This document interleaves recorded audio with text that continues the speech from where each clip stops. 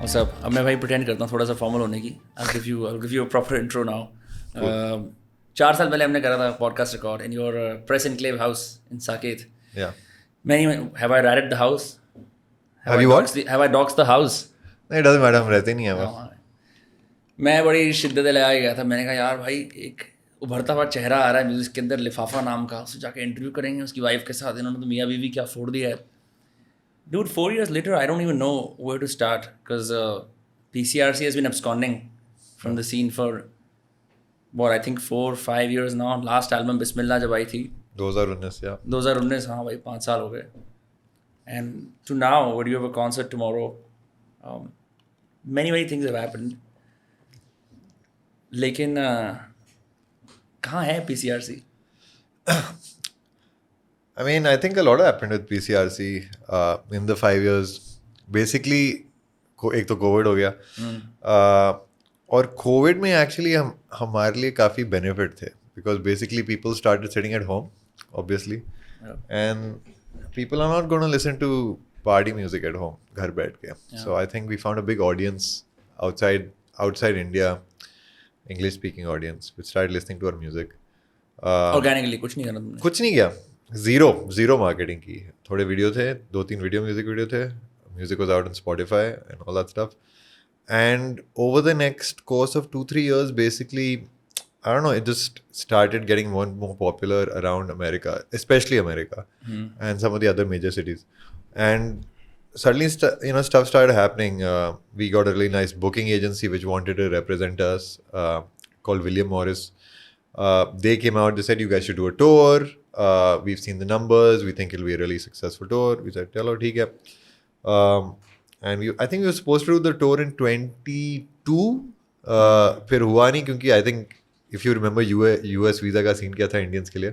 कुछ ऑफ हो गया था बीच में. वो 2-3 साल लगते थे एक वीजा में. अभी भी ऐसा ही है. To get a visa. या अभी भी वेटिंग है. उस टाइम पे literally there was like 565 days. Damn. Was the waiting period for a visa. So obviously that tour didn't pan out. So we just kept going. We kept waiting. And then पैसा कैसे कमा रहे थे? Royalties से? Everybody was doing their own thing, man. We make some money from our royalties. But I wouldn't say it's enough to sustain 5 people, obviously. We did a few shows here and there. But essentially, no, it was a period of everybody was figuring out their own money. In my own life, I still had Lifafa, उसके थोड़ी कर रहा था shows. उसका music बना रहा था. Me and my wife did मियाँ बीवी, तो उसके पिक्चरें बन रही हैं. We did brand films, commercial films. Yeah, you did whatever you had to survive through that period of being a performance artist, because at that point, yeah, it was dry. So but you didn't do the outdoor concerts जैसे UK के अंदर. UK and America were pretty liberal and open to the idea of outdoor concerts with masks and whatnot. बहुत सारे मैंने clips वगैरह देखे थे. You mean in India? No. I mean like abroad. Abroad जाने का मौका ही नहीं मिला ना.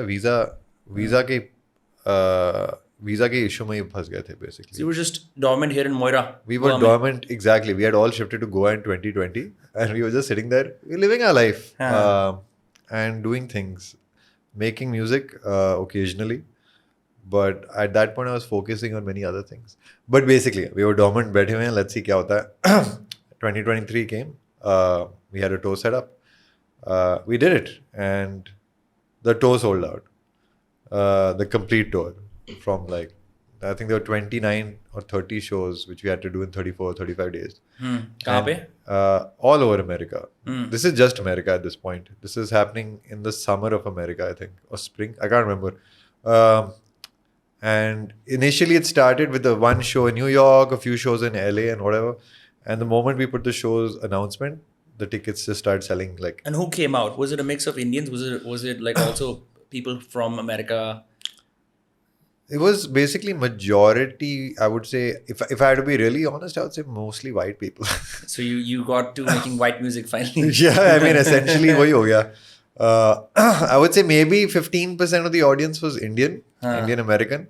I'd say probably 60% was just like white Americans. That's so crazy. And the rest was like a mix of Latinos and black people and a lot of stuff like that. Did you ever ask the audience कि यार तुमने हमें discover कैसे करा? क्योंकि हम तो कोई marketing नहीं कर रहे थे, कुछ नहीं कर रहे थे. I don't really ask people that question because I don't know. Sometimes it's almost it's almost a bit embarrassing to ask people. But like you're that. excited that it's happening. I'm just, I'm like, I don't know. I'm not a very excitable person, but I appreciate it. I'm appreciative of it happening, and then I focus on making it something excellent for them to experience. Not because I care that they will have an excellent. It's because I care about it being an excellent experience.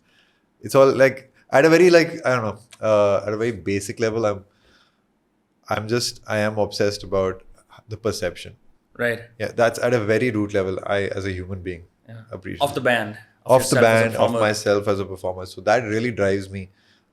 As much as the art drives me, is also like this very What do you want to be perceived as? superficial thing. Because I see that you have a very insane level of control and एक तरह की बड़ी clear language होती है on everything that PCRC or even you put out as an individual performer, right? कि उसमें music कैसा दिखेगा, videos क्या आएंगी, all there's a very deliberate auteur type का एक attempt होता है. Is that like because you want to be perceived in a very specific way, not open to any interpretation? No, so there are like I don't know if you really ask me these questions, I'll try and give you really honest answers. So there are three ways to looking at this. There's one extremely insightful artistic human being who really has these ideas of how he wishes to do things. He has a vision of how he wants his art to be made. This is purely about the process. And then there's the second person who cares about the superficial aspect. How will I be perceived when I put these things out? That is luckily not the most dominant personality. And then the third person is an absolutely indisciplined, out of control human being. All right. Now, I'm fighting that guy the most because essentially, even though my vision is guiding me towards consistency, right? I want consistently this. That dude is constantly coming in the way and bringing it down in terms of, okay, we planned this video. And then I'm like, I don't know. I'm not happy with this video. Fuck it. Forget the video. But वो तो perfectionism भी हो सकता है ना, because there is a merit. It's not to, perfectionism because sometimes it's also just indiscipline. There's like, I can see the difference, a good perfectionist person will sort of, I've also gone with chalta hai. I know I've done that, you see. So like, and a lot of it has happened because I've reached a point of like exhaustion or I've reached a point of like complete dissatisfaction or I've fallen into depression. So when I'm in a depressive mode, I'm like, whatever, I don't care. So then I'll come out of it and then I'll be like, nahi, ab sara control chahiye mujhe. So even the people around me suffer from like this guy who's constantly oscillating between, yes, he has a vision and he's in control of it and he will guide us between, and the next Tuesday he might be like, I hate all of you and all this doesn't work. Yeah. So this is really what it's like. So when you think of it, like when you see me and you think that, oh, this guy plans and it's not really that way. अभी तो मैं सिर्फ amicable व्यक्ति देख रहा हूँ. I haven't seen the other No, side. you'll never. I'm not even. I mean, the thing is like, I'm still amicable in all three ways. My third way, when the psychotic person is more about, I will just distance myself away from it. So I'll say less. I'll start participating less, and by not participating, I'll start potentially making it difficult. So I'm still trying to balance all these things, but essentially. But I understand that, but I think every man has a need for solitude, right? You almost like, I'm not sure how you feel about this, but I think when I start lashing out, when I start getting irritable, fidgety, and start abandoning plans, it's usually a call for a depressed, a saddened part of me to have some rest, to relax into myself. Okay, is that a solitude problem for you? Yeah, I think यार मैं वैसा बंदा हूँ ना, unfortunately जो बहुत late I overcommit myself to things in life. And it again, that comes because the middle guy, the superficial guy. Yeah. And then the superficial guy is interested in being liked by everyone. He's interested in like making everybody happy. So that superficial guy will make it difficult for the honest and guided person to now, there's these conflicts are happening all the time. So the art you are the point I'm trying to make is the art you are actually seeing is the result of the conflict of these three people. That's why it has a certain dialogue, a certain vision. Because ultimately, I think what I can say is that it's honest, and all three people are honest in some level. भाई मैं Wikipedia पढ़ रहा था. When I first got you on the show, the other show, I remember उस time पे कुछ ज़्यादा मेरे को मिलता नहीं था. PCRC पे बड़ा लंबा छोड़ा Wikipedia था, just for the hell of it reading it. said at some point you guys used to host like Hauz में 87A नाम का कोई apartment था where you used to do like late night concerts, फिर police ने बंद कर दिया. That happened 2 or 3 times. Yeah, so what I'm asking is, when I was coming of age and I was going to Hauz village, ये Para for Kuva, ये Box Out, Wild City वगैरह ये सब उभर रहे थे. It was my first taste of live music. Yeah. Very excited by it. Could barely see Antisocial. antisocial, some rock acts happening here and there, but mostly ना एक नई wave आ रही थी. Now I think live music is pervasive all across India, but I don't see as much rock or indie. अगर होता है तो फिर वो या तो Deeper 48 पे होगा या आपका Piano Man पे होगा, but it's limited. I don't think people mushroom out the way you guys are mushroomed out. What was that time like? क्योंकि I'm younger than you. I haven't experienced that fantabulistic Hauz party circuit. Hey, neither did we. क्यों? Because, dude, it's like, हमारा scene was, I just think fundamentally the way we are, the band, me, some of my friends, particularly Karthik or like, the other guys in the band, we just don't belong to any scene. Like, everybody has their own scene. We're not the most social people. We made friends with some people and I think we enjoyed our friendship with those people and we did some scenes. But for example, I would say that Wild City community, for the one you're talking about, was a very specific community. There were certain artists which would go in and out. It was also connected to musicians of Bombay, for example. Some musicians in Delhi. Delhi में music scene ज़्यादा था नहीं. Until rap really started coming. I don't know what the music scene in Delhi was. क्या कर रहे थे फिर 2005 से लेकर 9 में कहाँ बजा रहे थे, कौन सुन रहा था? Dude, कोई नहीं सुन रहा था. हम बस बजाते थे खाली जगहों में. I mean, like we played all sorts of places. I mean, one of the highest paid concerts Peter Cat has ever done was for some fucking 5-star in 2000. I can't remember. It was 2005 and 9 के बीच में था. And literally it was just the 4 of us at a restaurant on a stage. Subset किया हुआ है. Fucking 5-6 lakh मिल रहे हैं. What? That's insane amounts of money. For that time and that age, that era for you That's guys. crazy, like amounts of money. Even, so everything, we've got a sound, everything has been set up in this restaurant and there's nobody there except 4 waiters who are all like situated at like different corners in the restaurant. So we played there for 90 minutes. Alone. To an empty restaurant, but you were getting paid 5-6 lakhs. Exactly. So this, and I can't even remember which hotel. Was it Lalit? Maybe it was Lalit. क्यों तुम्हें क्यों बुलाया गया था भाई? Because यार ये सारा scene यही होता था, like देख Lalit है, they've got some marketing budget. That marketing budget के लिए they'll hire a booking guy. Some companies taking care of bookings. That booking guy is telling the hotel, yes, I'll bring all these great artists in and they'll perform, whatever. And obviously if somebody, could be a friend of ours also. He said like, yeah, I'll bring on Peter Cat. Brought Peter Cat. Nobody's going to fucking pay like endless amount of money to come see Peter Cat at this hotel. Especially we weren't that big at that time, and also because we're younger and our audience was, whatever did listen to us was younger, they can't afford to come to a 5-star. Yeah, this is also pre-Facebook ही था उस वक्त और क्या? Yeah. This was not Instagram. Yeah, I mean, these are big factors, like as it is, we're not like the best at social media as human beings. But that time though, it was simply just Facebook. And Facebook is, if you look back at it, it was like one of the worst sort of social media experiences. I remember event ke invites. You could search for events that were happening across close to you, and then say you're going, you're interested, or not going. All of and that. then you always knew that, like, oh yeah, so let's go with the correct ratio. 1,000 people have said they're interested. So this means that we'll at least have 40 to 50 people at the show, which is inevitably quite accurate, So, and now I still follow that formula to like a T, because it's still true. So you never had like, there was just nothing happening. And we were just, I guess, stoned a lot, and we would just jam and like, we would just, it didn't cost us. हमारी बरसाती का cost था 7,000 rupees a month. वहाँ पे रहते थे. Maggie बनाते थे. We just made music, sat in the sun, did something. It was fun to like hang around in Hauz village. In the building these guys lived in, which was like such a badly made building. Now when you think about it, literally like it was us, and then excuse me. No stress.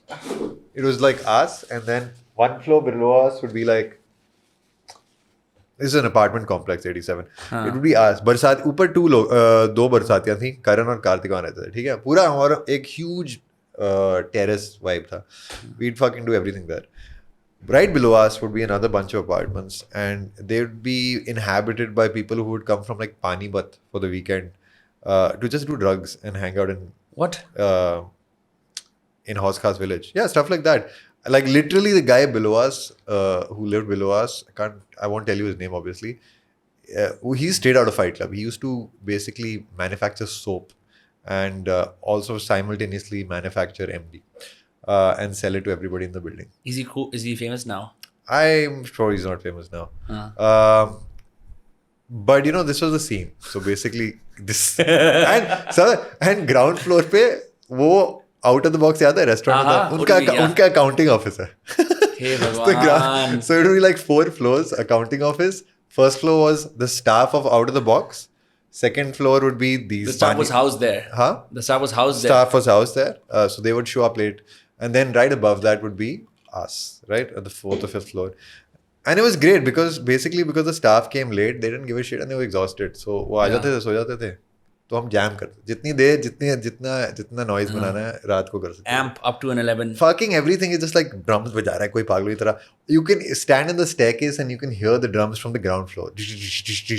But the Panipat guy that like blazed out of their mind. So they're like listening. Then in the rooms listening to Psytrance at like volume 12 and partying. So it was just a really funny building. Great building to make music in basic music. कोई complain करने वाला नहीं.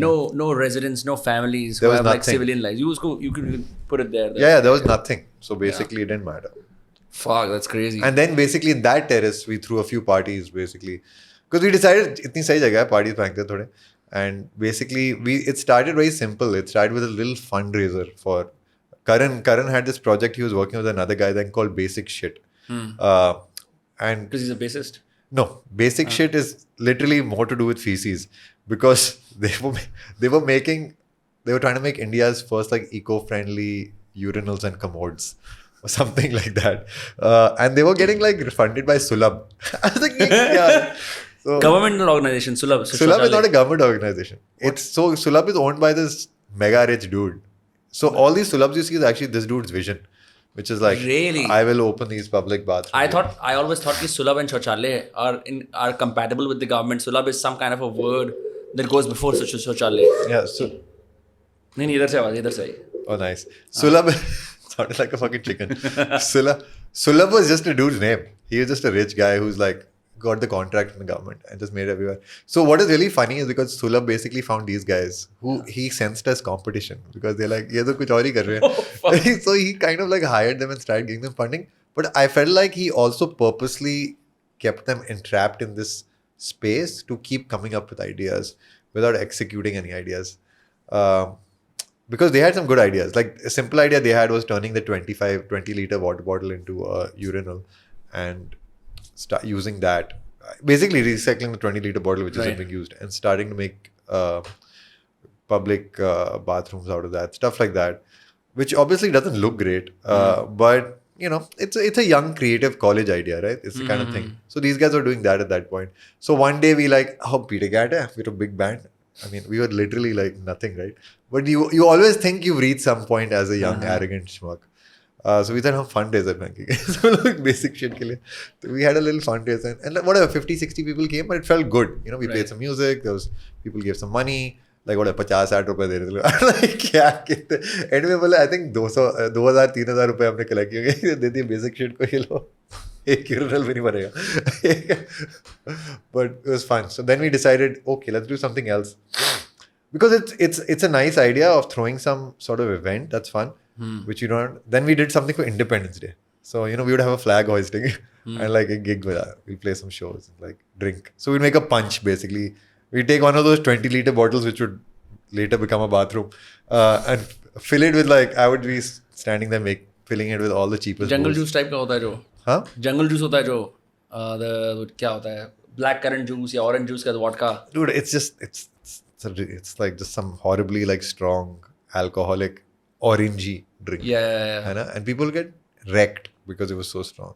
And then somehow, I think at some point we decided, you remember Superfuzz, those guys? Have you heard of them? Superfast? Superfuzz was this band which I think was popular. I've heard of Fuzz. The Superfuzz? No. Indigo. Okay. Basically, Superfuzz used to be this band which I think was famous in the early 2000s. This guy called Indian Delhi band with this guy called Sanchal. I guess it's a little before your time. Well, before my time too. I didn't really listen to them. But anyway, they wanted to start performing again. They played some really nice music, like grunge rock. So they wanted to play again, and it was like, oh, it's a reunion. So there's that Delhi rock scene, which is a very close knit. We weren't part of that either, but we knew one guy from that scene, and he's like, hey, this is cool. You guys are also bands, so let's all do something together.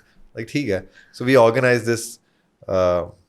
This sort of concert series of 4 or 5 bands would play this night, and we told people just come. It's free. No competition, just it's showcase. It's just a gig. There'll be 4 or 5 bands. We'll play. They'll perform inside our apartment, and you'll basically अगर घर ही है ना, यहाँ पे window थे दो, and you could stand outside on the terrace and watch inside.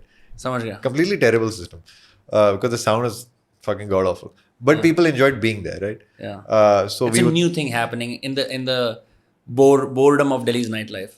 Yeah, and it was completely unhinged. Like, you could do anything. So basically, yeah, we did that concert. We made this really funny flyer where I think it was a very early kind of meme sort of flyer where we used kaun si movie thi yaar, Mohabbatein thi. You know that scene where his like girl Udhav Kapoor था, उसका नाम क्या था? What is his Udhav Chopra. Uday Chopra. Uday Chopra. Uska scene है ना, he walks in and then this girl dancing, like doing this like contemporary dance. And then they have some weird sensual moment. And basically whatever, we made like a weird meme invitation about that. That invitation did well because it was so stupid. And somehow on the day of the concert, I don't know, fucking 300-400 people show up. To your apartment? Yeah. Maybe I'm exaggerating. Maybe it was between 250 to 300. Which is still... which is बहुत ज़्यादा लोग थे basically. And it was just like packed. And we were like, okay, I don't know what's happening, but okay. And there's only one bottle of punch. But luckily people have started bringing their own booze. And That's crazy. They're getting high, they're getting wrecked. The whole staircase is just full of people wasted. And at some point the Hauz Khaas police show up, right? Because they're like, kya ho raha hai? And we know the police. We lived there for 2-3 years now. Yeah, so you were a band anyway. You had. They know us. Like, we're friendly with them. So like literally, they come upstairs. They're like, "What the hell is going on here?" So they're like, "Yeah, we need to stop this shit." And I think they had a valid reason. There were too many people. It was unsafe. So like, it's you don't want to be in a situation where the fucking building collapses. Legit hai bhai. No, totally legit. So. And we're also those kind. We're not really rock stars. So हमें बातें करें. हाँ भाई, sir, आप तो सही बात बोल रहे हो. निकालना पड़ेगा लोग. So we're also very practical musician. So like हाँ चलो निकालते हैं, सबको निकालते हैं. So कार्तिक को एक ले गया ठुल्ला. One of the guys in my band. They hit him with a लाठी प्यार से 2-3 बार. उसको पकड़ के बोले तू थाने आ जा चल. So I don't know. He disappeared. Meantime, I was still there, and once most people left, there was still like, I don't know, 40-50 people left. So still chilling. Just chilling. Yeah, and we were like, chalo phir se bajate hain. So we just continued. And meantime, Karthik came back. But after that, we basically stopped doing that. And then it just became a weird place of making stuff. Where there was some, I don't know, I'm just talking on and on. I don't know if that's what you want. But there were all these ambitious plans, I think, you remember that place when Social was opening in Hauz Khaas village? For the first time. Ab to dobara khula hai. Yeah. I have no idea. I haven't been there for years. But when Social was opening, there was also the top floor of Socials was called Chat. All right. They had something called Social Chat. Okay. And they were launching it. So somehow we sold a bandmate of mine. He worked with the ad agency. And he basically got some contract to do 4 awesome shows all over India. On Social Chat? In 4 different venues all over India. And one of the venues we chose was Social Chat for Peter Cat. So we said we'll do something. And I think we were working on a new album at the time. Climax. We had an album called Climax, which you can't buy anymore. But yeah, neither can you buy a cinema. Yeah, one day all that will come back. जब वक्त आएगा legacy band बनने का, जब जैसे lead ज़ेपलिन के रिमास्टर्स मिलते हैं ना, क्योंकि वो जिमी पेज बोलता है यार कि पैसों की थोड़ी कमी हो रही है, दोबारा एक बना देते हैं. हाँ, कलेक्टर्स एडिशन 24,000 रुपए की. Exactly. Yeah. Once your audience is aged and earned money, it feels like it needs them. And so we sold them this incredible idea that there'll be a stage. There'll be we'll be performing a new album, which is nowhere near finished. All right. There'll be a stage. There'll be this backdrop behind us. At one point in the show, we had all these sci-fi ideas. So like we'll be playing the show, and this massive asteroid is going to come crashing. Production cost थी इसकी ये सब करने की 2 lakh. Okay. In our heads, we thought 2 lakh तो बहुत है. Now when you actually grow up in a like 2 lakh में land होगा. You know, like you can't do any like serious production in 2 lakhs. But for us at that point, 2 lakhs, like fuck, we can do anything. So this is what we came up with. We said, let's make a gigantic asteroid. And I mean the size of this room. All right.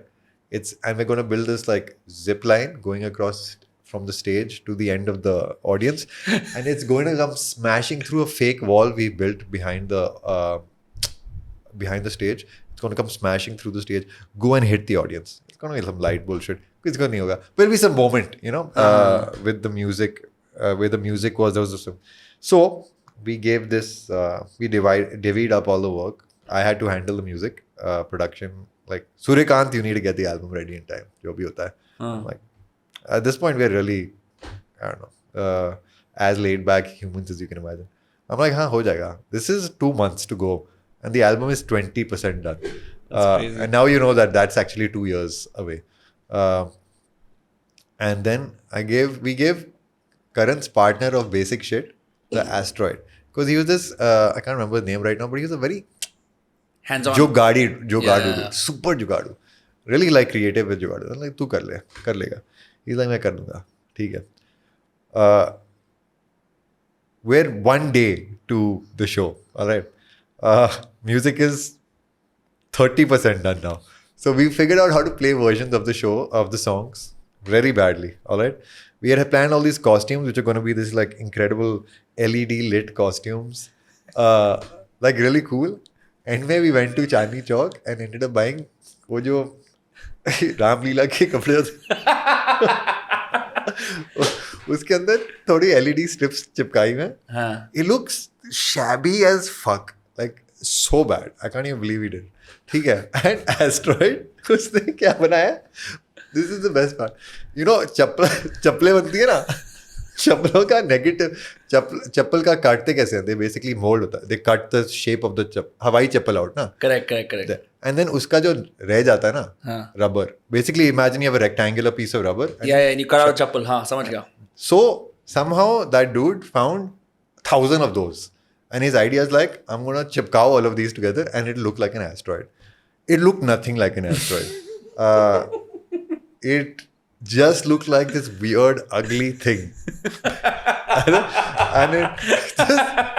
and the best part is, it was too heavy to move to actually get a zipline. So, gig se pehle, we hoisted it up, hoping that, chalo, it'll go through. Social वालों की जान नहीं निकली. They're like, what? No, you see, they loved it because. So people at this point, I think people had heard about this concert we were throwing. It was packed. Like they had a line starting from the top of Social, where it was already packed, all the way 3 floors down, exiting Social into that gully, all the way until the parking. Not the parking, yeah, but all the way until the exit of that lane. Achha. Basically, there was a fuckload of people, like 500-600 log line. Insane amounts of people have come. Somehow it had gotten out. We never even realized how we got popular at that point in time. But I think it just, it was some, it's like how Delhi mein kuch ho raha hai, to you go. It was that shit happening. And anyway, we start playing the show. Everybody's fucking nervous because ये सब भी किया है, बेचारे ने organize भी किया है, asteroid भी बनाया है, कपड़े भी बनाया है, गाने भी बनाया है. And now we're all too exhausted to actually play the bloody show, right? This is the story of our life. Because we end up doing everything ourselves. So we play the show. I would say it was one of the worst shows we've ever played. And then the moment comes for the asteroid. And the asteroid just, the wall, whatever the wall thing was, it falls apart. And the asteroid just kind of like slowly starts moving awkwardly forward. And then it's supposed to cross us, but it never does. It just awkwardly just starts hanging like that. And looks terrible. On your stage. Just awkwardly over stage next to me, so I can't stand and sit properly. It's just basically ended up, it moved just a little to the front and awkwardly ended up in the middle of the stage. And we had to perform the rest of the show like that. It looked ridiculous. My girlfriend, who became my wife later, said, that's one of the most embarrassing things I've ever seen. I was embarrassed for you. Me, of course, I was like hyper defensive. Like, no, we did our best. It looked better. It looked better than you think. Luckily, I've never seen photos of that. But it's so crazy, bro. What a time. What a time. Any other crazy worst show stories like this? It's a purana time, eh? And then once you went pro, even after that also. I'm trying to remember. Like where you started to reconsider कि बहन music छोड़ देता हूँ यार. वो तो मैं अभी भी करता हूँ. Like I still I don't enjoy doing it to the degree that that conflict is always within me. Yeah. Because it takes so much out of you to make music. You're still doing everything DIY. अब तो management है. नहीं अब तो बहुत कम DIY होता है. But I mean music बनाना तो कोई और कर नहीं सकता ना. But like there's still a lot of control about how the music has to be made, the video direction, the artistic direction, creative direction. A lot of this we take upon ourselves. A lot of the logistical things we've luckily given away, which that's a big deal.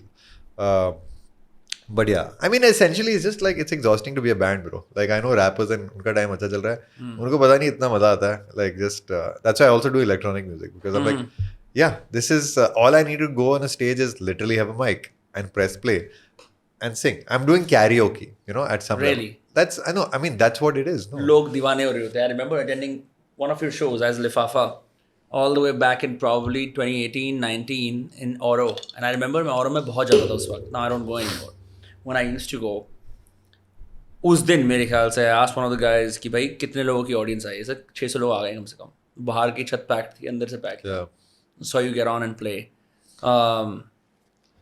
And bro, सारी बंदियाँ पागल होती हैं. अरे लिफाफा ने गा दिया, लिफाफा गा रहा है, हम तो दीवाने हो रहे हैं. आगे वो जैसे कि वो पिक्चरों में दिखाते नहीं है, वो म्यूजिक की सीक्वेंस होती है और सारे लोग ऐसे कर रहे होते हैं हाथ ऐसे going like this. I could just see the chicks and I spoke to the chicks. They're like, oh my god, ये बहुत बढ़िया है. Something about that moniker and the way you sing and your lyrics and your general attire, like general demeanor, is so captivating for audiences in Delhi and Mumbai. I've never been able to place why. Of course, you're a fantastic musician, but it's very strange. It's very strange how you sort of got on the scene and. It took a long time, actually. I would say it's only in 2019 where I actually found any degree of success as a musician. By which I mean like it got successful enough to the point that I could pay my bills with, for the first time with music. Up till then I still did everything else and music. I mean I still do mostly music and some other work which I still like to do for extra cash and for Mia Bibi's expense account. But as a musician, only from 2019. And then, of course, fucking COVID happened. But literally, that was a year. Everything worked out for me. And I was so grateful for that year. Because उस साल जागो निकाला था, basically. And उससे पहले यार एक ही Hindi EP निकाली थी in 2015. Where I explored Hindi, I guess, for the first time. But उससे पहले I've been doing Lifafa for like years, but just like doing it. But so what the point I was simply trying to make is that like it was sort of working towards this idea of having this Hindi oriented sort of music which I really wanted to make for many years. And I think it works a lot because I think अभी शायद ज़्यादा हो रहा है, but I just missed a nice deep male baritone-ish tenor voice singing like that to me, which I had heard as a kid. Yeah, like who? Frank Sinatra? No, just like Kishore Kumar, bro. Like baritone hai wo. Would you count that as baritone? Yeah, he had a beautiful low voice. Nah, I would say he's a tenor. He's a tenor, of course. But for me, it was just this, I guess, in a weird way, a very calm, not calming. The voice, it makes me feel safe, and at the same time, there's the masculinity to that voice, which I really enjoyed. And that disappeared a little from, Hindi music for a while. Everything became more nasal. Maybe थोड़ा nasal गाता हूँ, but this transformation happened, and the way I approach it is, I really enjoy the crooning, a style of singing, and I found that something. It's super romantic. Yeah, it's been done very well in Italian music, in blues, but I don't think it's been touched here in India. मैं तो बहुत Frank Sinatra सुनता हूँ, but I'm always amused when I find another song and another song and another song. Yeah, it's endless, man. जो ये your song Suddenly with Yeah.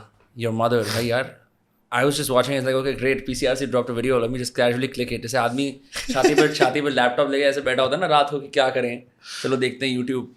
Bro, like I had to like sit up, and it was a whole emotional scene. I didn't expect I would see your mother's face there, and you would, मैं backstory पढ़ रहा था, and she was played the song too for the first time, and it's about your dad, man. Like crazy. Is the new album gonna be, would you sort of do a deep dive into your personal life and the things you've been through? I would say all Peter Gadd has been about the same. But this one goes a little deeper. Yeah, maybe I figured out to be more direct, and I became more vulnerable, more comfortable with being more direct about some stories, or like feeling vulnerable. But there were, at some point, that became how I differentiated between Peter Gadd and Lifafa, in the sense that And there is a split? there's a split. These are two totally different people. That's a completely, like, to think in Hindi and to start loving in Hindi and being sensual in Hindi is a totally like, ho hi nahi sakta. And if you do it in English, it's a totally different. When you have sex in Hindi, it's completely different. Yeah, I don't know if you had sex in Hindi. It's just so. Dude, I was just having this discussion with someone the other day, maybe 2 days ago, that so many people who especially think in English find it so off-putting to think of dirty talking in Hindi. Because in some, like, whatever colonial reasons, I don't even know it's colonial. I think whatever, we've been brainwashed in some way that वो sexual language inherit नहीं की गई है. Exactly. And it's hard to imagine Hindi as the sexual language within a couple, or like, I've turned off so many women initially when I did that. After, in the end, they all love it because it's like you're speaking to a different world, and I'm just from the same class, similar experiences. बस मैं दूसरी tuning से बात कर रहा हूँ, वो यकीन नहीं होता कि ऐसे भी बोल सकते हैं. It's like छी छी छी छी छी, ये क्या बोल दिया आपने? Yeah. And it's just it's crazy. Yeah, it's like English is very naturally performative in sex. Hindi is like आपने हिंदी में अगर ये बातें बोली तो हमारे बीच का कोई बाउंड्री भी अगर थी, even though we're both naked, उतर गई. Exactly. It's like you've killed the mystery almost. But I think you can revivify it again. Hindi is just it's a good thing to discuss in that way. Like, English is, like you said, English is obviously a more performative, more formal language. Hindi is immediately a more informal language to me, and like a more, I don't know if, I think it's a more sensual language. I don't know. It's direct and informal, and it's got this like ownership attached to it, which doesn't which doesn't happen in English. And even the galia in Hindi like seem more personal. These are the features this of motherfucker. क्या मतलब है उसमें? Yeah. And then we know the opposite. Yeah, of course. But जैसे like if you go and tell someone, you're like, hi, I think you're cute, or I think you're beautiful. Yeah. So unless it's said, अगर आपने tone को ऊपर नीचे नहीं करा and you really mean it. Yeah. It's just a thing said in the vacuum that is probably read a lot of times, heard a lot of times. It doesn't have that impact. Versus, okay, imagine like अगर हम एक metropolitan city में India में मैं बोलता हूँ यार तू बड़ी खूबसूरत है, और वो I mean when you stop relegating it to 80s के हिंदी डायलॉग और तुम एक्चुअली उसको अपनी लिविंग लाइफ में ले आओ तो उसका क्या इम्पैक्ट होगा? I think it's gonna That's also the Hindustani. That's also the Urdu aspect. ना तो उसमें और impact हो गया. But तू कितनी सुंदर है also like works great. और खूबसूरत है is another level of. The word itself is beautiful. So I mean, I personally think like we're definitely moving towards that anyway. Like we're gonna finally be owning our own language in our culture strong. I mean, it was already owned in our films, I think. I think post-independence anyway, Hindi cinema was like that. Sometime in like, I don't know, 2000s and like 2000s mein, once all this liberalization happened, I think we got a little lost again. In terms of how English came in and like English elites started operating like me, or like started operating in some other like weird alternative domination of how it should be and stuff like that. But I mean, it's changing, it's not like... बहुत I think I find in my friends also लोग बहुत ज़्यादा comfortable हो गए हैं to start conversations directly in the language they feel most comfortable in. And इससे पहले तो ऐसा लगता था कि like I remember going out and मेरे को लगता था कि अगर आप बाहर जा रहे हो कहीं दिल्ली में तो आपको तो फिर इंग्लिश में बात करनी चाहिए कि hey can I have a tequila tonic please and now it seems so foreign to me to say that because I've become very comfortable with saying भाई एक tequila tonic देना and there is no needless brash Delhi-पन उसके अंदर कि मैं brash तरीके से हिंदी बोल रहा हूँ मैं बस बोल रहा हूँ period so I think that label is going away. Yeah, I guess the other side of it is also because India में इतने language है at some level.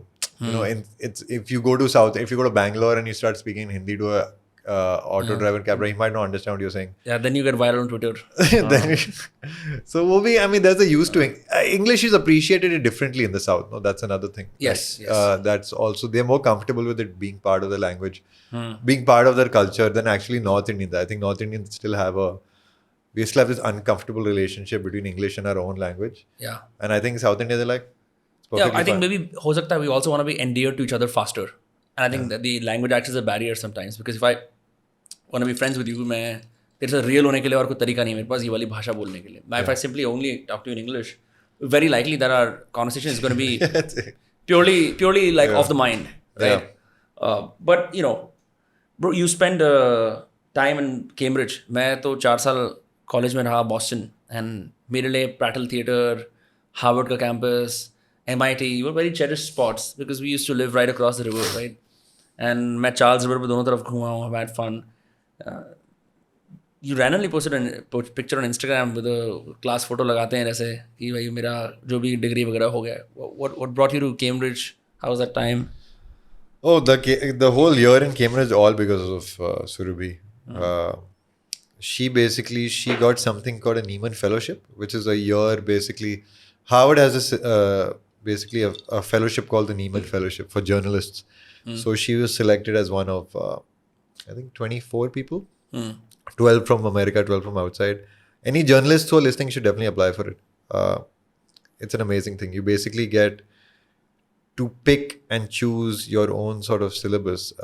You choose any classes you can from between Harvard, MIT and Tufts.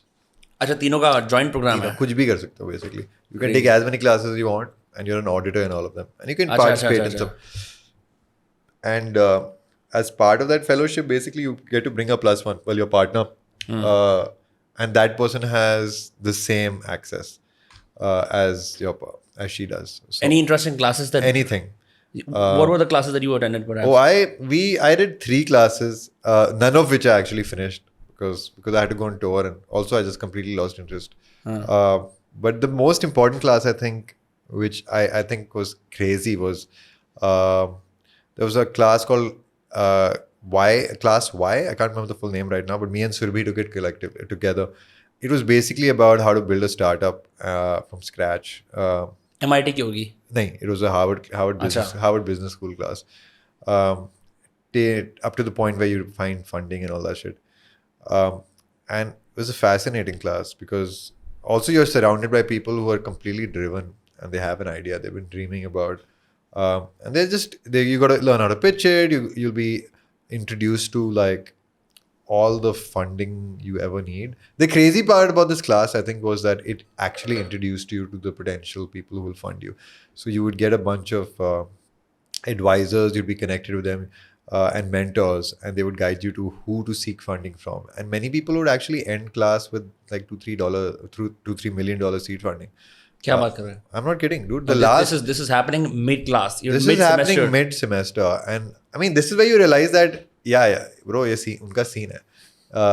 This is rigged. It's a completely rigged system. These people are basically just feeding each other every How is it rigged? मतलब अगर idea अच्छा pitch करो, the investor likes you. No, it's rigged in the sense that if you're part of that class, Vinamre, you are basically immediately being introduced to straight to the top of the ladder.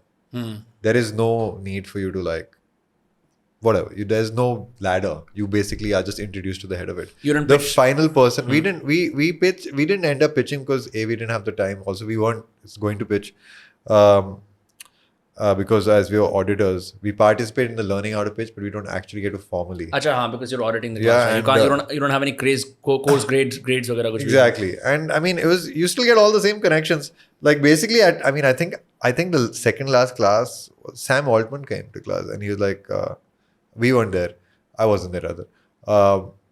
and he's taking pitches from students. So that's crazy. To me, that's crazy. And to me, it's like, it's awesome. And also at the same time, frightening that all these people are immediately being led to this path. And what I have to say I feel like is not smart is because I don't think all of them are getting a right mix of education all the time. So, I met so many people in Harvard who I just felt fundamentally extremely driven, extremely smart, had zero liberal arts in their blood, in a sense. And you expected some liberal arts from Harvard? I think I don't know what I was expecting because I've never been to an Ivy League in my life, but I found people who are extremely driven, extremely motivated, really smart, scary how articulate people are there, but there was definitely a sense of, especially in Harvard Business School, it's exactly what you expect. People who are driven right towards business. And I feel like in the time to come, in the next few generations, we need to develop people who are far more mixed into the liberal arts, especially the tech industry. वो तो कुछ भी कर रहे हैं अभी. They're completely like dominated by people. Did you feel a pressure जब तू वहाँ पे था कि भाई? I felt zero pressure. No, but यार इंसान की प्रवृत्ति बदल जाती है, लोकेशन बदल जाती है, geography बदल जाती है. I loved it.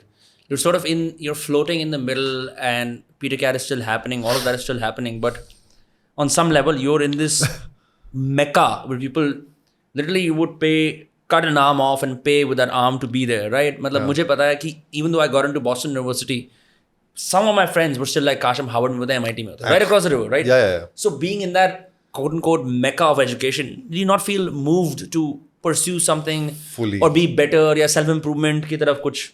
Dude, I went through every stage of, I don't know what the right term is. It's like self-hate, self-feeling like I wasted my life. Went through all these stages through that year. Like every time I went to MIT, I was like, I fucked up my life. I should have worked hard and tried to get into these institutions. Seriously? Yeah, I did. You were getting FOMO while being there? I was getting FOMO while being there because I realized I'm not really part of it. Because I'm not. Yeah. I'm a musician. I live a completely like different existence. Like people there, like you really realize how different your life is from some of the people there. Right. The way they approach life to how you are. And you're not always, I'm not necessarily happy with how my life is, how I've lived my life for different reasons. But in such a place like that where you're seeing people at the top of the game and doing world-changing things, you can certainly feel like left out or like you wasted. So I'm not saying that isn't there. I felt that intimately. I think my wife initially felt that a lot. It's damn fucking intimidating, man, to go to a space like that where everybody has been sort of, there's already been a filtration event, so the quality of the people there is quite high. Right. The people speaking to you are extremely articulate. The people who, their thoughts are pretty sophisticated. And sometimes where you are coming from in Goa or Delhi and the people you hang out with, I love all the people, friends, they're not operating at that level. So that's true. Yeah, that's just true, So what's amazing about that whole area is that it's assembled this insane group of, filtered human beings, which goes both ways. But ultimately, I found by the end of the year, I found my own peace with it, which is like, I found my own places. I found my own friends. I found people within the Harvard community who I connected with, who understood me and appreciated what kind of person I am. Things like that. People in liberal arts. They were just like people at Harvard Kennedy School studying politics. Some people recognize me, some people this. So, like immediately when someone recognizes you, it can make you feel at ease with who you are. Right. So that helps a lot. Some random people knew Lifafa, random 2 Australians. And it's such a funny story, I'll tell you about it. But like they were playing some random truth or dare game and Surbhi was participating in the game somehow. And they were like, so I guess she put a question up. Basically, you're supposed to say 2 truths, 1 lie, that game, if you ever heard of it. And she said something like, okay, I love Lifafa, I love Peter Cat, I love Michael Jackson. And the game was, which of these do I love the least? So everybody who was around her friends knew, Lifafa Peter Cat is her husband. And they said Michael Jackson. And she's like, of course not. It's Lifafa, guys. Like, out of these three, like, I love Michael Jackson. And then these two Australians, like, they were like, Lifafa? What do you mean you don't like? We love Lifafa. What's wrong? And then it just turned out that they had been listening to Lifafa, the music I make as Lifafa, and fell in love and did all this stuff over the last 2 years. And just randomly, they discovered that Surbhi was married to me. That's insane. Like, there's no connection there. Bro. And like this game. So there's, and then they turn out to be just really cool people in general. So there were these little friendships which would end up. I like went to this amazing little bar which used to be next to our house called the, I can't remember the name anymore. Fuck. But it was fantastic. It had these weird art like shows, weird open mics. We used to go there. Basically, I started finding my people. Yeah, you found people in the external community. क्योंकि आसपास के colleges के आसपास भी there's tons of things happening. Boston, even though it's much smaller than New York, has a very vibrant nightlife, very vibrant, eclectic artistic scene. You ever went to Berkeley? Which the music school? हाँ. Yeah. मैं तो बोलने वाला था, as a musician, you must have sought out those guys as well. Yeah. I mean, I didn't like it. क्यों? Bro, so one of Surbhi's colleagues, she had a son who's this amazing Cuban pianist who's studying there. Kid must be like, I don't know, 19. Anyway, he said, bro, why don't you come and jam in Berkeley with me? I'm like, fuck yeah, let's go. So one day I show up with my guitar, and immediately, in order to go into one of the Berkeley buildings, whatever, you need to be entry तो होता है. वो तो सब ठीक है. Anyway, so he calls me. He's like, yeah, just come to the first floor. I've got just come to the cafeteria. So I'm with my guitar. I walk up to the cafeteria, and I'm like, just trying to enter it. They're like, stop. I'm like, what? He's just waiting there. He's like, no, you have to pay to enter the cafeteria. Like, what do you mean? I'm not going to eat anything. No, you have to pay to enter the cafeteria. I'm like, okay, how much? $25. I'm like, what? क्या बात कर रहे हैं? $25? कुछ खाना? नहीं, no chance, not happening. Anyway, so this guy had to end up coming there because you had a card. Ended up paying $25 for me to enter the space. That's crazy. It's crazy. I was like, they're fucking swindling the musicians here, bichare.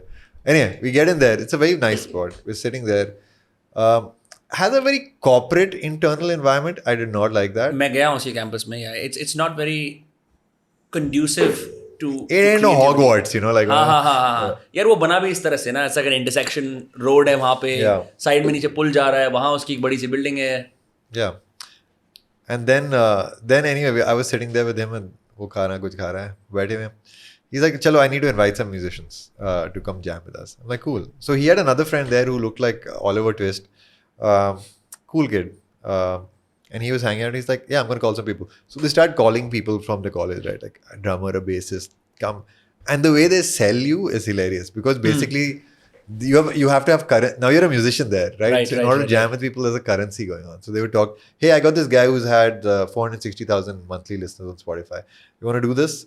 So this is how he's like, oh yeah, he's also got 57,000 on his other act and he's touring. I think let's do it. So, basically they're like selling me out to gather a small group. That makes sense. And you're watching this with a straight face? I'm just sitting there, I'm like, I was so interested because I was like, of course, in many ways, like most of the musicians here must be some of the best musicians from where they came from. So, when they've come into this environment where everybody's so good, there's got to be anyway a sense of competition, a sense of insecurity, and also a sense of guarding yourself. Right. To not waste time with plebes. Can't waste your time with like people not good enough to play with you, and also like, make the best of your time. Fine, whatever. They managed to assemble some people. So then we go up to one of the little practice rooms. Fantastic. There's a little grand piano in there, some shitty amps, mic system, whatever. We get inside. All right, fellas, let's go. Everyone's wired up. I'm like, chalo, jam karte hain. What English? I was like, let's go.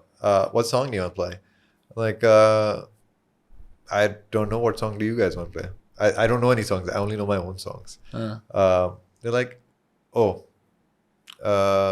you want to try just jamming for a while first? I'm like, okay. So we, the drummer starts playing something, piano baja rahe hain. It's an absolute travesty. Like one of the worst sounding things. Everyone's trying to solo at the same time? No, nothing like that.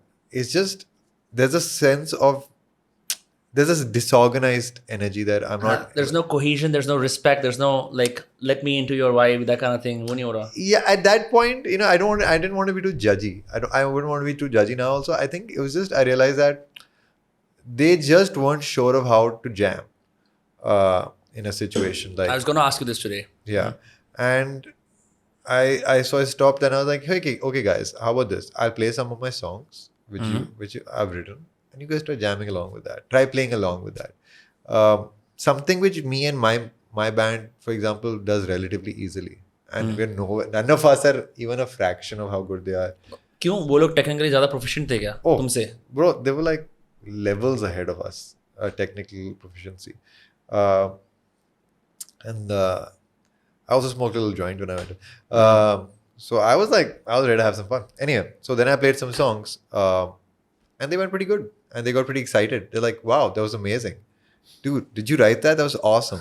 Let's do that." I'm like, "Yeah, we can do more of that. Do you want to do more of that?" And this also, I'm 36, and these guys are 19 and 20 year old.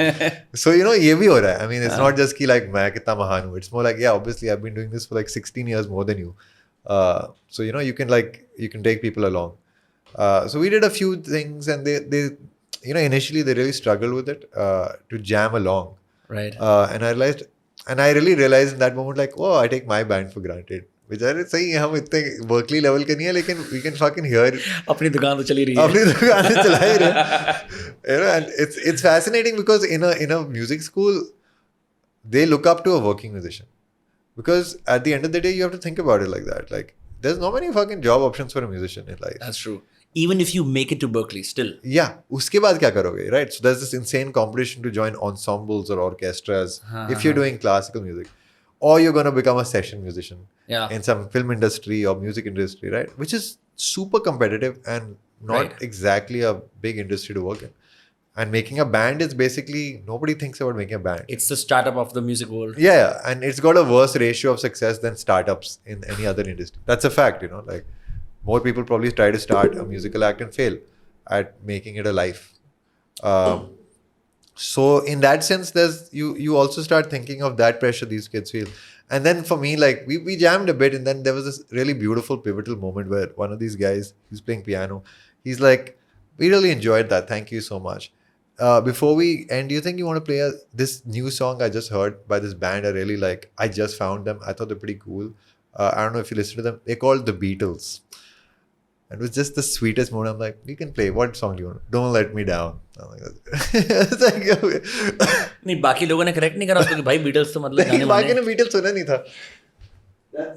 He had heard the Beatles. The others had never heard the Beatles. And then I was like, oh yeah. There's a fucking generation gap. I mean, I don't even know if there's a generation. नहीं यार ये तो it's not a generation gap. It's a fucking music gap. Like I think anyone who, I'm not sure if anyone, but कोई भी इंसान एक musical instrument पकड़ता है, everyone does their due diligence of learning a few rock songs, and the Beatles definitely make the list always.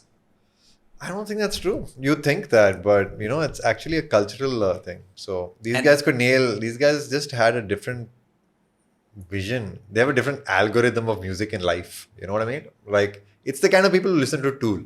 I'm not saying I don't listen to Tool, but there's a group of people who listen to those bands like Tool and stuff. And I would never come across Tool in my life because I don't like that music. It doesn't come. So I feel like Beatles is not where they were like being attached to. They were just going straight towards this technical, jazzy, like extremely proficient guitar playing. Stuff like that, and Cuban music. So just very specific stuff. That was my Berkeley experience.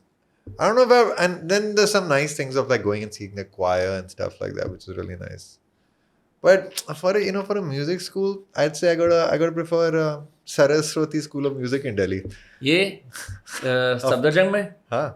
You've been to that place? Yeah. I used to record podcasts there all the time up until like earlier this year. I love that place. Saras वो जो बड़ा सा a beautiful building. Yeah, उस पे नीचे वो बगनवेलियाँ सी लटकती रहती हैं. Like it's all marble, 3 floors. Yeah. It looks like you're in 80s. अगरबत्ती की smell आ रही है अंदर जाके. हाँ. Bro, मैं पता है वहाँ पे रात को I would do some recordings there. I would in the basement. No, I would hire the jam room. And I would just go and like, because I'd go like 1 or 2 a.m. You're talking about the one in Safdarjung, right? Yeah. I would go at 1 or 2 a.m. I would hire out the jam room, which costs like 300 rupees an hour. And I would take my own mic guitar. I would sit there and record. And then I'd be like, chodo yaar. Then I'd like open the door and start exploring the school. This is 1 a.m. at night, by the way. Because they used to stay open. No, this would be midnight. They used to stay open till 1 for some reason. and I'd just start roaming around the school in the middle of the night and go to that guitar practice room. There'll be like 8 guitars there. So I'm like, chalo ye try karte hain." Sit there, play that. And one time I just like, I hope they don't ever see this. Well, they probably will maybe at some point. But at some they will, because the audio engineer great. dikhta hai. Yeah, so I could just walk around, like examine like what's going on. And I just, but 1 बजे तो कुछ नहीं हो रहा होता वहाँ पे. नहीं कुछ नहीं हो रहा, but कुछ नहीं, सब बंद है ना, but still खुला भी, दरवाजे खुले हैं. That's what I loved about it. Like from Berkeley, everything was key card, and यहाँ पे it was just आ जाओ. But also it just had a vibe, and at least then I made a promise to myself, which will probably never come true, that one day I'll own this school. Saraswati school? I'm like, that would be a nice thing to do in life, is run a school of music with your own philosophy, and just see where it goes. Yeah.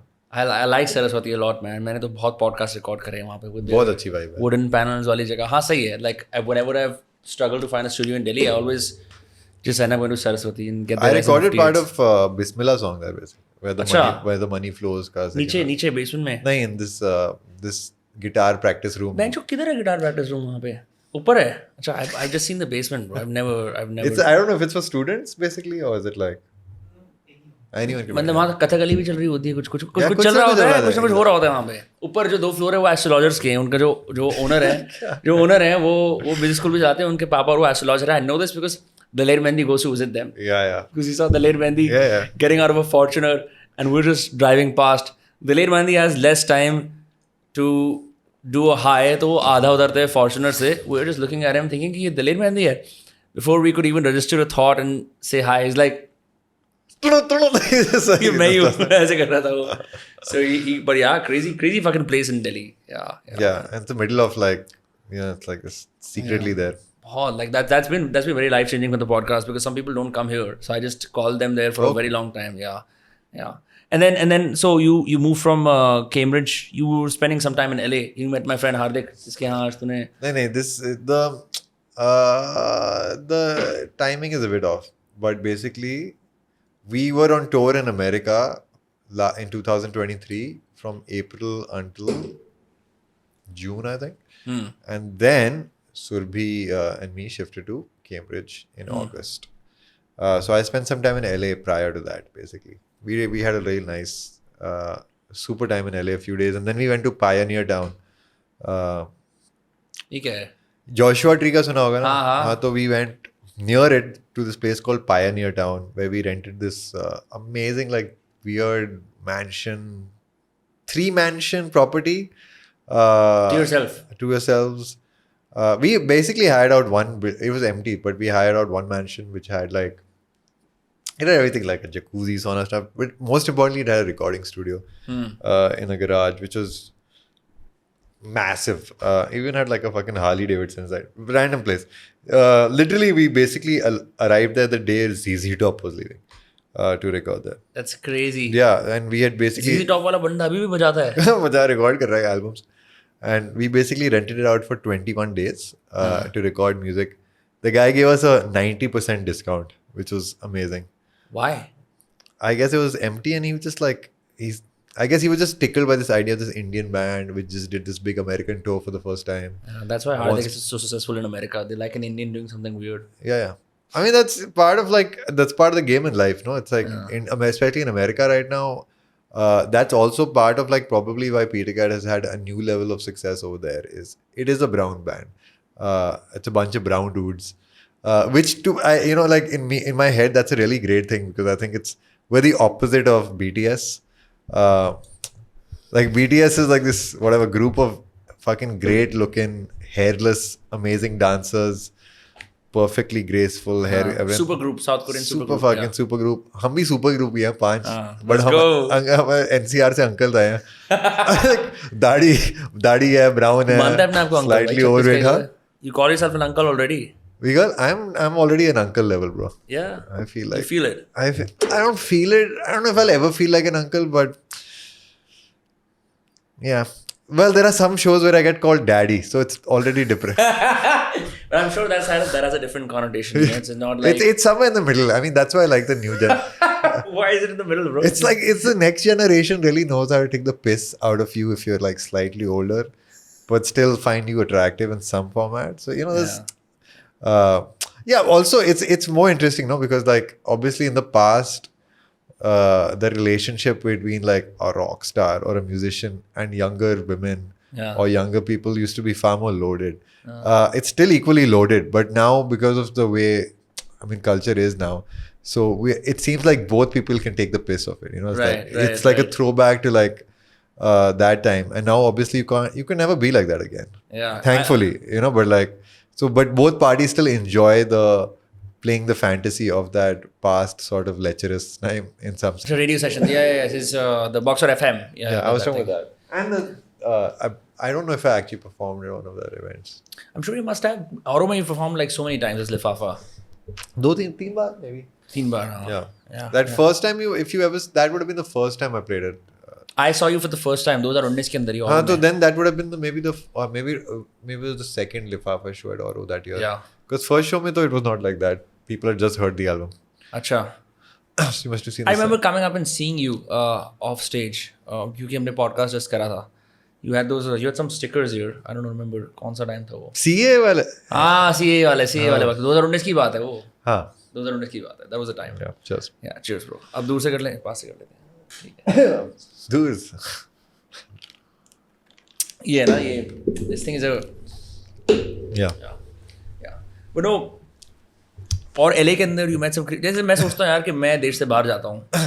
जो भी मेरा baggage होता है, मैं कौन इंसान हूँ, मैं क्या काम करता हूँ, उतर जाता है. नया इंसान, नई छवि, सारे paradigms reversed. You're sort of like free in a way where you don't have to introduce yourself as what you do. You can just meet people, and I think there's more of a parity in seeing people eye to eye. And who you are doesn't really come in the room with you. People don't care so much. Vibe होता है सारा, ज़्यादा vibe होता है. यहाँ Bollywood adjacent, music adjacent के अंदर it really matters who you are. So going to LA and spending time there, even though with your band, you end up coming across some fantastic creatives, कुछ revelatory लोग, or just like LA की बढ़िया vibes that had an impact on you. Let's see.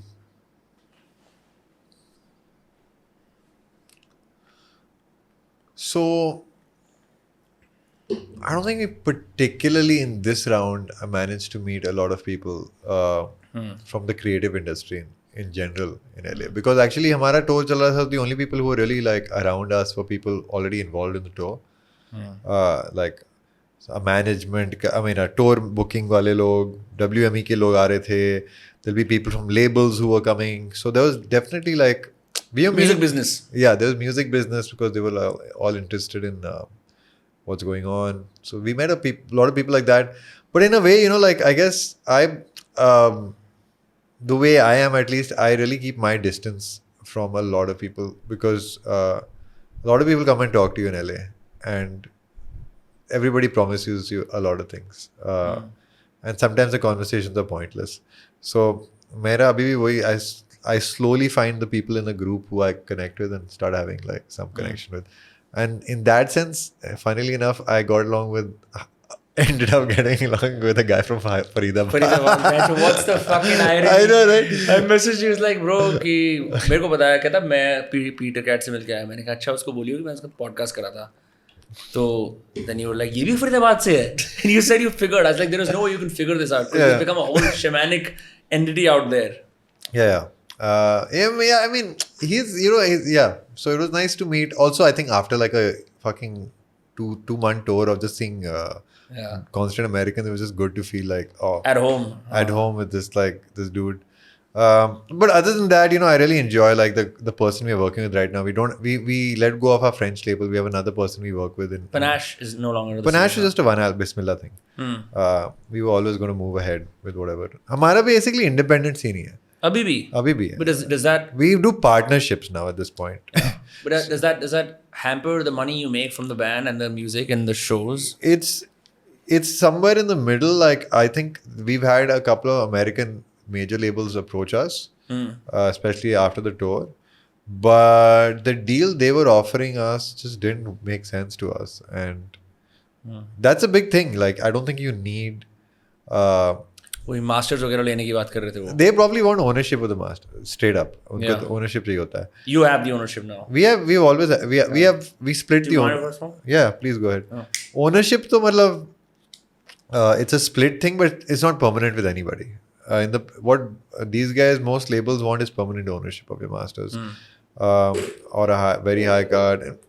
I don't know. The point I'm trying to make is like I found that we work best with a smaller group of entities. More control, more freedom on what you want to do. All of that stuff, and it's easier to talk to human beings when there's less of them. Yeah, like you don't want to be put on and be a big act with like all the marketing dollars being put behind you in a way where you're the new star and the label is depending on you to give them a hit, else you're out. So you're typically we're not that. We're not that. You see, at the end of the day, like we've already crossed that threshold. We aren't pop stars. Yeah. We're not like some early 20-year-olds like trying to make it like here's the next fucking thing. We are literally on a journey of a long proportional game happening here, where I think the people who would be similar to us would be people like career-wise. You would be like looking at like a Nick Cave, for example. You know, Nick Cave and the Bad Seeds. Yeah, those are the Bad Seeds. But the point I'm trying to make is like exactly. Nick Cave and the Bad Seeds in the sense that this is a long game. It's about building a long sort of discography. He got famous later on, as far as he was already he had this early fame with the band called Birthday Party. I don't listen to any Nick Cave. Yeah. The reason I'm bringing this up is because somebody compared us to Nick Cave. So I looked into it. Yeah. And then when I read, like the sort of story, when I hope I don't live the life he's led because it's quite sad. But in many ways, at least as a career trajectory, it felt like a natural sort of movement towards that because there's a lot of like owning your own space, your own language. Also, I don't think we just, I don't necessarily aren't pop star material. There's, like that's another thing being pop star material. Leather की pants पहन के. कुछ ना कुछ तो होता है ना, but कुछ तो होता है. Yeah. वो क्या कहते हैं? Which reminds me, you're going on tour with Kruang Bin. I remember first discovering them eclectically, thinking I've discovered the new band. अब वो new psychedelic rock की playlist पे number 1 पे आता है Kruang Bin. Then they did a show in Oro, I think at some point 2-3 years ago. Yeah. And you're going on tour with them. How did that come about? That partnership? You met with We never met them. Still haven't met them. I've heard their music. It's nice. I've never met the band. It's just a booking agent versus booking agent situation. Acha. At some point, I think Krong Bin liked our music and that's what they pronounce it? Krong Bin? I hope so. Krong Bin, I think, right? It's an Indonesian for airplane, what I know. Yeah, it's Thai or Indonesia, I can't remember. But basically, I think they got in touch with our booking agents. Maybe we have the same agency, so it could have been like that. Yeah. And then they reached out and they proposed this. We were already going to do an American tour because we had a new album coming out. तो होना ही था, but then our booking agent said, guys, why don't you do this? They're playing at some epic venues. Mostly California-centric. There are like some... we're doing, I think, maybe 10 or 11 shows with them. Half of them are a quarter of them. There's some Berkeley, like Greek theater, which is crazy because I saw Sigaros there when I was younger, when I was studying there for those 2-3 years. And I had to climb a tree and watch them. So it's kind of cool. And then we are playing also at this place called Red Rocks, which is this beautiful amphitheater in like in like this nature sort of situation. And some other places I haven't really kept track of like where we're playing actually. Honestly, abhi practice chal rahi hai album ke launch mein. I haven't even had time to look at where we're going. So the excitement isn't really kicked in yet. Yeah. It's going to be exhausting. It goes on all the way till December. And the last date is in, I think, December 29th in Kolkata. Yeah. 28th in Kolkata. Yeah. So we'll be damn good by then at playing those songs. Bhai, pak loge. I think you're going to have your, I mean, I don't know what it's like to be on tour. Like I only read accounts of. Can I have a track? I only, इसमें मैंने वो mint फोड़ दी है. ठीक है. Indie mint है. I only read accounts of bands जो बिल्कुल. Pan flavor, nice. अच्छा पान फ्लेवर है. Only smoke these. ऐसे बहुत सारे bands होते हैं जो थक जाते हैं and the biggest turmoil / benders happen in the tour because you're so fucking exhausted health-wise. Yeah.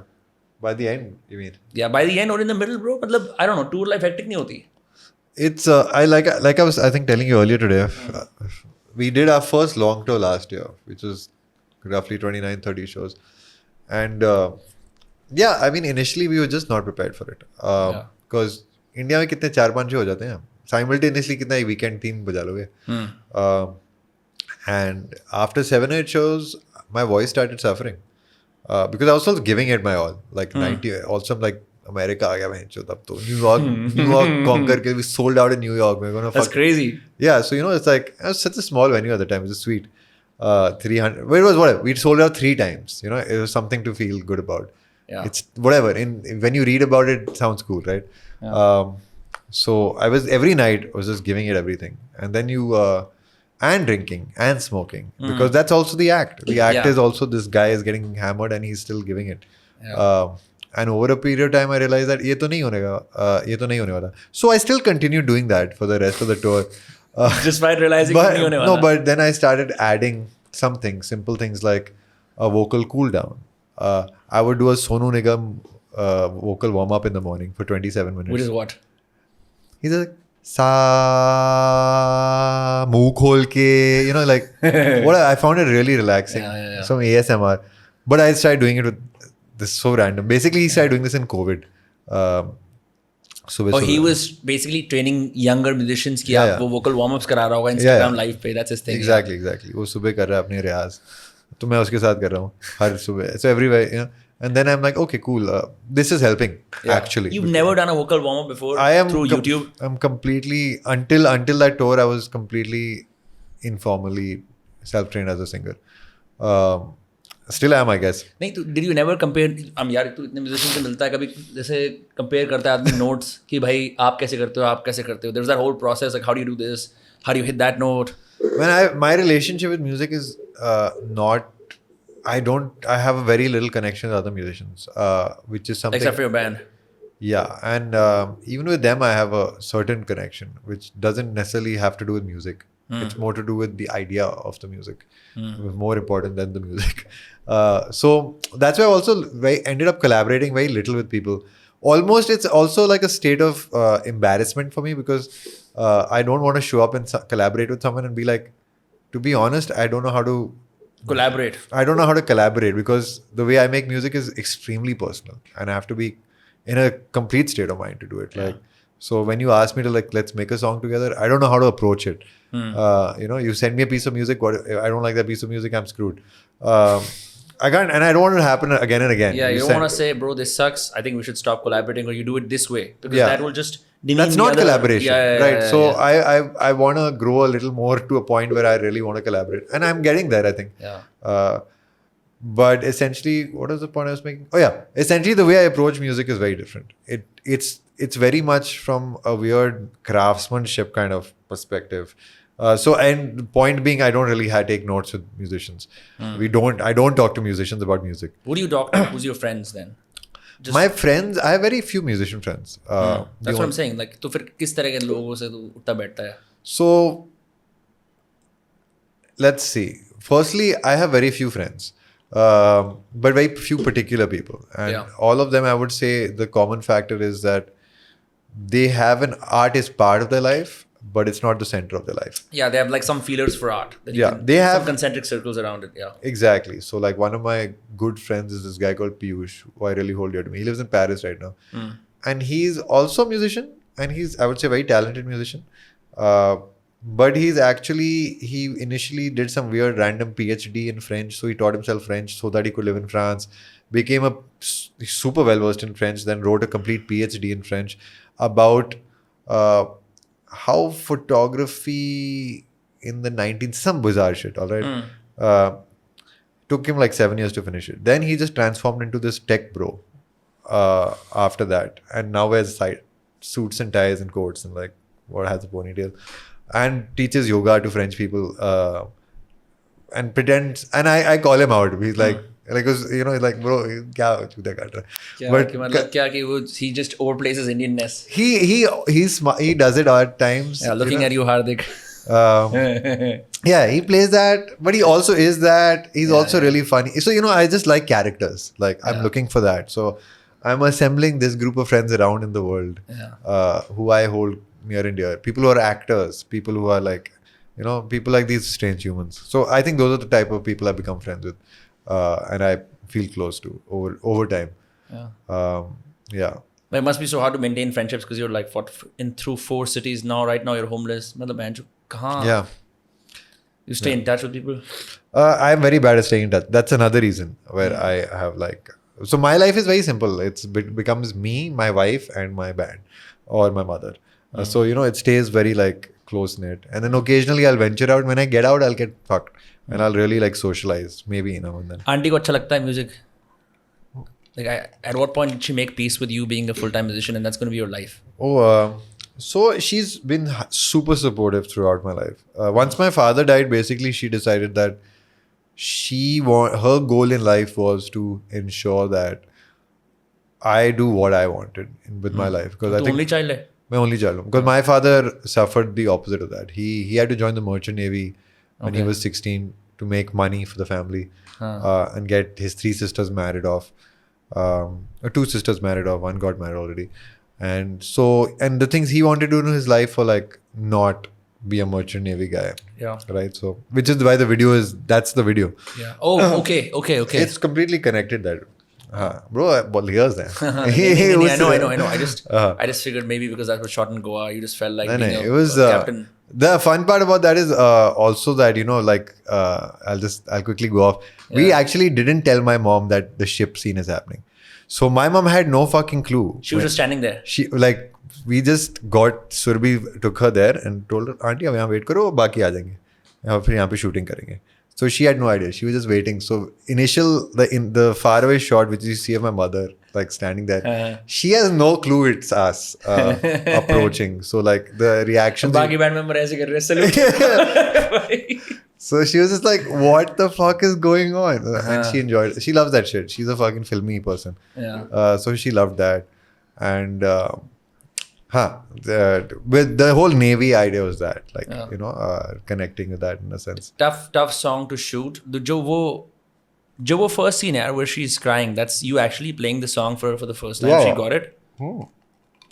Yeah, so by this point, you see, my mom knows music is a serious part of my life. She really figured this out in 2019 when we did a Bismillah album launch. We did it in Delhi in front of in that 1AQ, not 1AQ, कोई कुछ मेरा vibe थी. Anyway, she came for that show. नहीं मैं गया था, मैं show भी था. हाँ, तू show भी था. 1AQ में है. It was 1AQ. But a lot of people were there, right? And my mom was like, wow, he's popular. Mehrauli में छत पे ना. Exactly. So she got like, oh, लोग आए हैं. लोग देखने आए हैं, खाली नहीं है. Like that's literally the way she approached it. So once she saw that, she's like, acha, I get it. He can do it. He's doing it. The first 2 years after my father died, we were really tight. Like we were still not like poor because we still had a house, which my father had built us. And I think my mom just borrowed a lot of money from her mom. Not from our mamus because they were also broke, but like basically, I mean, like her goal was never to let it be obvious to me. And you could never tell? I could tell, of course. So basically, what happened is I started figuring out how to make money at 16, basically online. So at least when in participate in terms of that, I started trying to take some things of my own life which I wanted to do by making money online. I'm basically that generation of people who learned graphic design on their own. DIY, YouTube. Yeah, and the biggest thing my mom bought me was a computer, basically. Yeah. घर पे, and then we had internet, which had 0.2 kilobytes per second. वो तो याद ही होगा. The whole dial-up modem era. Yeah. But it got a little fast. So by the time I was 16, it got a little faster enough. And this is such a bizarre story because I should just tell it to you. So somehow Dragon Ball Z आता था TV पे. ठीक है. So I got heavily into Dragon Ball Z in Hindi. And then I went online. I was like, oh, Dragon Ball Z के forums होते हैं. So, where people chat about Dragon Ball Z. So this is pre-Reddit. I guess it's pre-Reddit. This is like PHP, BB forums, all that stuff, So I started participating in this Dragon Ball Z forum, and there used to be these graphic design battles where people party A would make a Dragon Ball Z style graphic and party B would make a dragon, and then people would vote on who did a better job. And I was like, this is cool, so I'll do this also. So I learned Photoshop.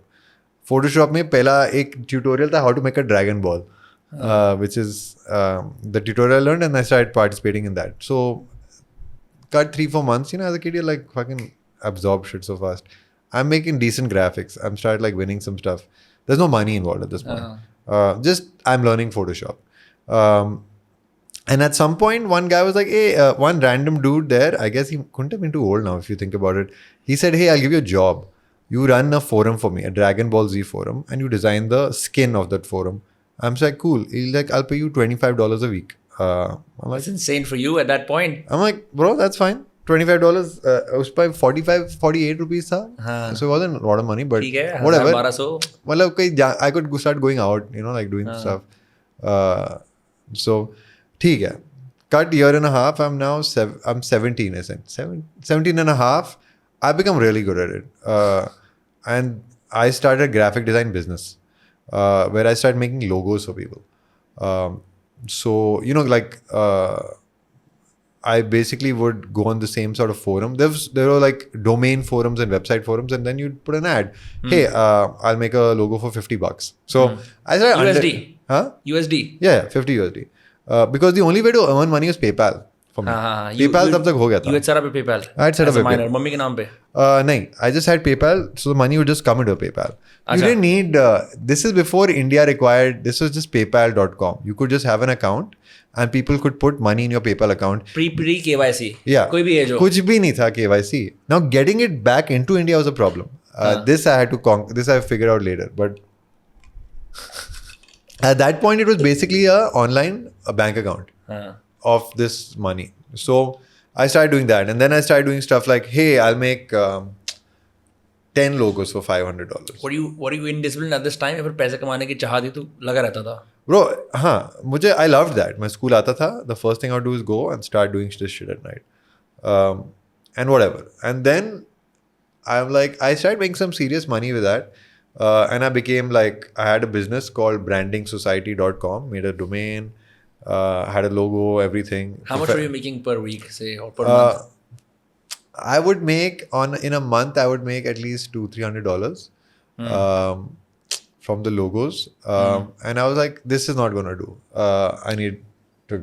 17,500 साल की उम्र पे 12,000 रुपए 10,000 रुपए is what you would make. Yeah, but you don't think of it like that. You're like, that's not a lot of money. You can't buy anything with that, man. I don't have access to that money yet. So, it's just accumulating in your PayPal. Accumulating. So at some point I had like whatever. At some point I had a lot of money, and then the way I would deal with it is like, oh, I'll buy a camera. I want to get into photography. So then I would send it to my uncle in America, who would then buy the camera and then would give it to someone who was coming to India.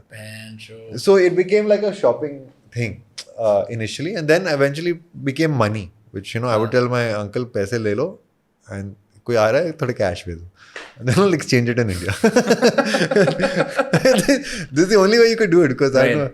And then, but then like what I really like started doing is I got into this thing of I wanted to start a business, and I was totally internet culture kid of that time, right? So everything, I was just observing what's happening around me, and at that point I realized what is becoming extremely important.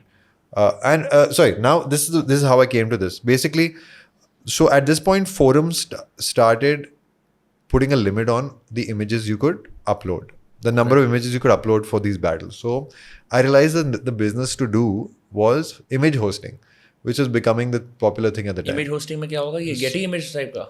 So image hosting थी एक चीज. Now you take it for granted that you upload an image to Facebook instead, right? Right. But now in order for, like, let's say a forum exists. Now in order to actually post an image on that forum, that image has to be somewhere. Right. Like so on a drive or a cloud. Somewhere. There was no cloud at that point, right?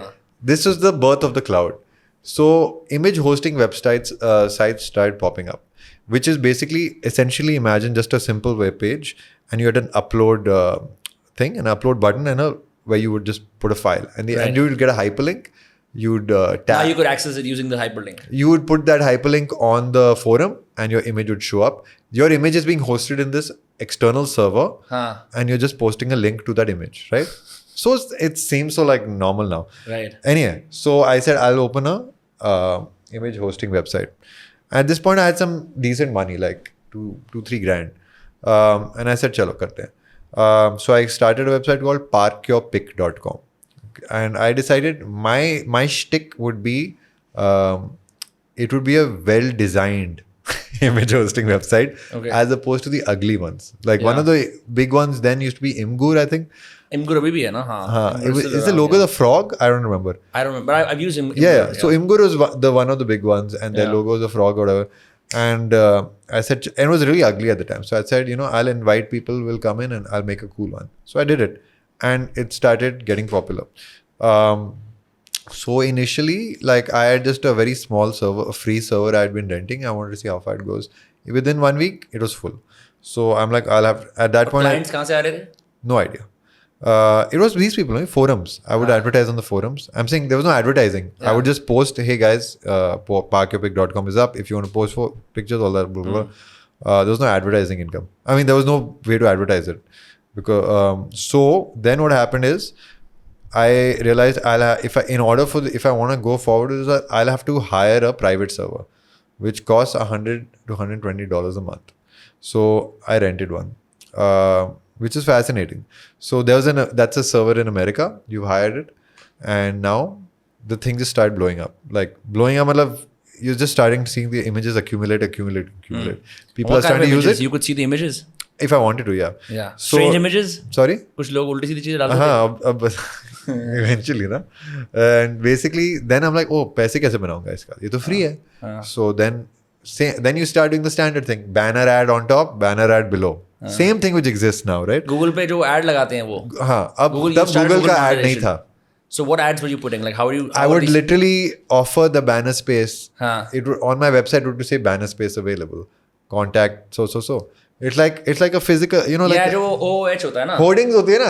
Hoarding का number डाला. Crazy, भाई, crazy. So then you'd be like, you'd basically now your design has to be made in such a way that you have as many spaces to put the thing. So 4-5 डाल दिए. Started paying off. I was making, I think, $300-400 a month after profit of just the server की cost हटा के. Server की cost हटा के. And basically, the thing became popular to the point where I had to hire 2 more servers. And I had 3 servers at a point. So my total cost at one point was like $400 a month. And you were just a dude on a computer in This is just a dude in Sector 4, Gurgaon. Yeah. And chal raha hai. And at some point I made I think my best month I made $1,000 a month because that's insane. This was 1 month and that was my best month, and the others I made an average of 600 to 700. So the combination of how you made income was the banner ads, and now I had added like click ads. So like you get money for clicks happening, right? Yeah. Pay-per click, PPCs, वो सब चल रहा था. So already these systems were already in place. I was like, ये तो सही है. And then unfortunately I decided चलो देखते हैं लोग डाल क्या रहे. And dude, there was some disturbing shit. Fuck. I need to get rid of this business. So I decided I have to sell the business. You don't have to tell anybody what's up there. Yeah. At this point, that's that person can do the due diligence. Yeah. So I put it up for sale, the company, the website. And basically, I think I had 3 potential buyers, and I showed them, please go through the thing. I told them the situation. I told them that it seems that at least 1 in 1,000 have the potential. Yeah. That was roughly like my rough estimate. And I've come across at least like 2 options of which obviously immediately deleted. But I'm fairly certain you won't find much more. Guarantee you. That's up to you. But here's the money. So one guy said, I'll buy it. And he said, I'll pay you $4,000 for it. And I said, yeah, I'm happy to get rid of this. So that was basically the end of that business. And yeah, but I was like, I'm frankly, if I would not buy this business. Yeah. Because but they still bought it. They bought it because I think they must have been bigger choots. No, they must have been like, I don't give a fuck. सही है. तो 18 साल की 17 साल की उम्र पे you earned like 3 lakh rupees. There was that, and then on top of like whatever income I had accumulated. So at some point I had about $14,000 basically. That's insane. That's crazy. Which basically, damn, you could have been a good tech bro. Yeah, until I discovered. Anyway, so basically, and then at this point, like But you see, at this point, I had already sort of harbored this dream of opening some sort of business. I enjoyed that idea, which is why it's called Peter Cat Recording Company. So that it's ironically a music business is the opposite of business because you make no money. But no, now you do, no? Yeah, but you still make no money compared to like the amount of work you put in. Like Really? Yeah. Why do you still do it then? Because I'm insane. And you fantasize about like how it could be to make the money. Still, after so many years of doing it? Yeah, man, it's a really weird abusive relationship you can have because you're always looking for that one hit. You know, I would say like we've had a lot of like mini hits. And you're still someone who is not looking at virality as a concept. I don't feel like I have control of that. Like, no, you can manufacture virality at the drop of a hat. I don't know. I feel like Maybe it's different in hindsight content. mein sab bolte hain, bro, of course this was going to be viral. But I don't think it's that obvious. Like, I think some things are honestly about something just being authentically working out in that moment, right place, right time, right people, right audience. And all these things for all of them to come together, it's hard to plan that. I don't know. Like, yeah, you can manufacture a great piece of content which might get a lot of eyeballs. But I think the way I see virality in music and film is like something more rare. You don't think about hit songs, do you? Of course ये you song do. hit जाएगा. अरे यार try तो करते हो कि सारे गाने हिट जाए.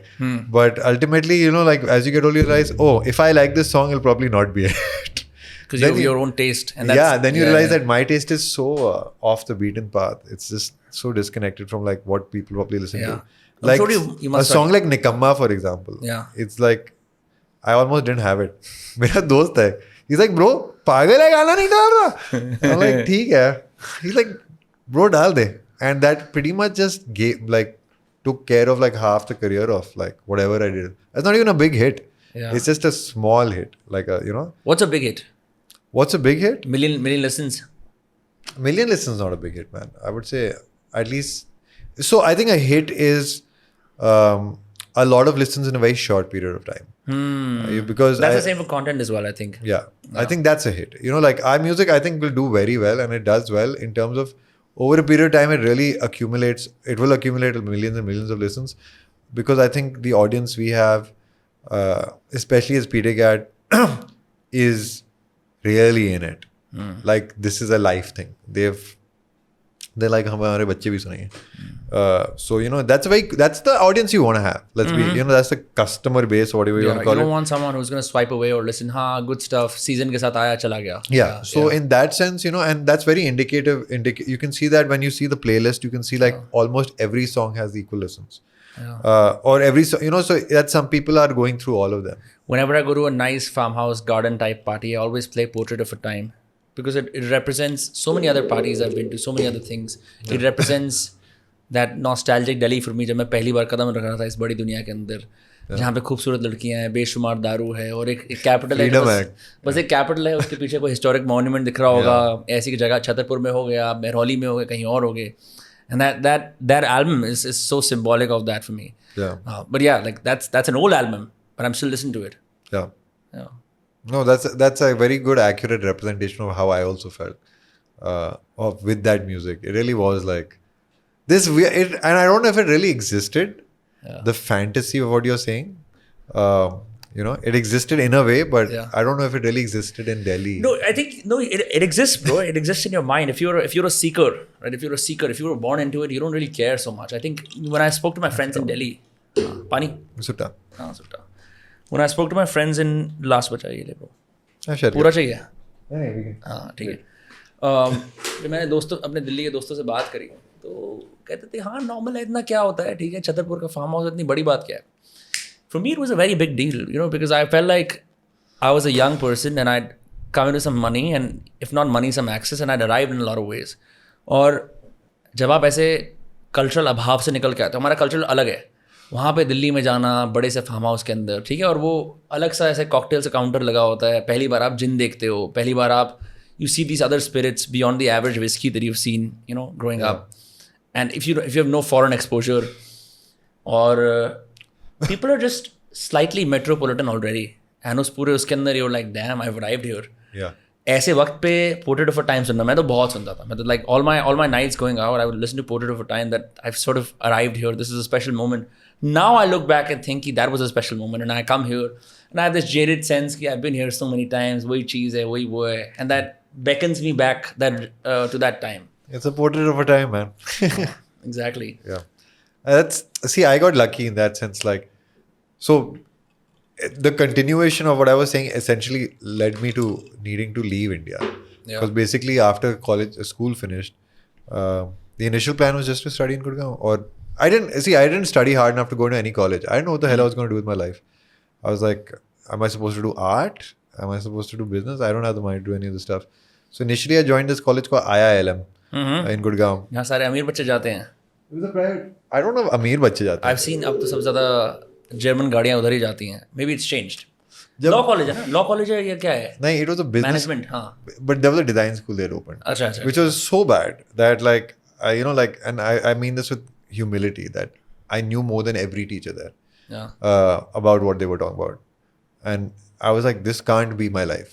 This can't be it. And I also hate Gurgaon with a like truly. If you'll find someone if you really need somebody around who hates Gurgaon, let that be me, because I hate it. Yeah. Anyway, also because that reminds me of a time in my life which I didn't have. Yeah. But basically, I realized I have to get out. So literally, at one point, I went to my mom and said, "Ma, I'm going to try and get out." So she said, "Of course, beta, we'll figure it out." And at that point, we took a loan against the house of my father's, and I went out and basically looked at the map and said, "What's as far from Gurgaon as possible?" Turns out it's San Francisco, literally, and I had no idea of San Francisco before that. Went there, and first year really just brought me into myself in terms of discovered what you are talking about, the cosmopolitan, metropolitan nature of the world potentially. Exposed me to art, like I would say high level art, these ideas, which I brought into my music eventually. Because I think when you're a block of potential in a city, isolated, not surrounded by people who understand, you find islands, एक आध दोस्त जो थोड़ा सा समझता है. You find the internet. When you go visit a metropolis that is in a lot of ways bigger than you are, you find that whatever is latent inside you finds a voice outside. And वो वापस reflect करता है and it gets added on to. And you come back with experiences, stories, and you transform completely. Yeah. And I think the reason for many people to move out, अगर वो creatively अपने आप को unsatisfied मानते हैं, dissatisfied, is precisely this. Because I've seen so many of my friends wasted because they just they had the money, couldn't have the courage to venture outward and find what the world was offering to them. And I would add to that, that's the best investment you can make for your children. If I had a kid now, I would take whatever money I'd send that kid outside India, see the world, be held to a standard of what happens when you compete with people on the global standard in terms of art, in terms of music, in terms of anything. And then when you come back to India, whatever, you have this big advantage, absolutely. But then you have to deal with India, know, and then you have to, which is something you slowly start. You have to mold your idea into something which works here and there. But it's the greatest education. That was my education. School was great. I studied film basically there. And I did 3 years of film. And film basically was the ultimate liberal arts education. You learn everything. You learn acting, you learn writing, you learn this, you learn that. Film theory सीखी थी? You learn what did you learn exactly? Film history, script writing, exposure to. I have a fantastic school called the film history class was amazing. Just watching films every week. Yeah. Just being exposed to amazing cinema, just learning all this culture in one go, because film is such a rich way to be exposed to cultures of different countries in one go. Like Japanese culture, German culture, French culture, American culture, British culture, best movies are made by South Americans actually, like in my opinion. And just learning about the richness of all this, and you come back. Initially, you come back with I had an incredible inferiority complex, because you come back to India and you're like, ये हमारी फिल्में क्या बन रही हैं, हमारा music क्या बन रहा है, it's rubbish. And then you're like, then initially for me, like my motivational point was like, I would like to make something which I would hold to that standard, but here. And I think that's what our people deserve. We deserve. So that's how it starts, and then you get whatever. Jaded and life takes over. फिर तो वही जाता है, अरे यार ये धंधा भी तो चलाना है, चार चीजें भी तो देखनी है, आर्ट पूरा आर्ट, अभी देखते हैं तेरे को भी. Exactly. Yeah. No, I think, but you can still find glimpses, no, every now and then. Like you're performing at a show and you suddenly feel like, man, fuck, I'm living my dream. Yeah. I mean, I have no complaints about it. It's just like reality. And I think right now is the best time to be an artist in India ever. Yeah? Yeah, 100,000%. They wouldn't have to have the struggles that you did. Hauz mein Everybody has their own struggles. That struggle will continue forever. Everybody will have their own version of that struggle. There's no like bigger or lower struggle in that sense. But what I do think is that it's just cool that I think, especially because of the internet, right, people are just exposed to far more.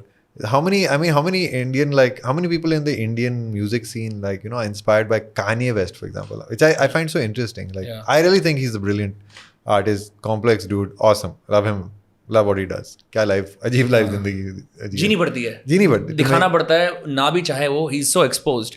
He's no other option. Yeah, right? He's so unfiltered, great. Yeah. And that I think is the ultimate fantasy of an artist, is to be that unfiltered. For me, like, my fantasy isn't to be a Kanye West. It's just to have that level of reach a point where I'm so comfortable with my vision of being unfiltered about how I approach art, how I approach things. And he's not the only example. I'm using him as the only example right now because that's what's come to my mind. But in the West, that's the thing I envy.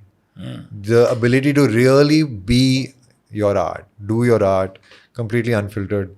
And you'll find markets there which are so small, but small enough to sustain you in a way. Right. You know, no matter how little small the thing is. Boston में एक बड़ा successful band, successful तो नहीं बोलूँगा, small market वाला है. It's called the Boston Typewriter Orchestra. And they just play music on typewriters. Yeah. Fucking works for them. They do tours. Yeah. But अब वो हो रहा है India. You know, people are doing like all the music which I think people are making in India right now. And maybe it started through hip hop. I think hip hop is just a gateway.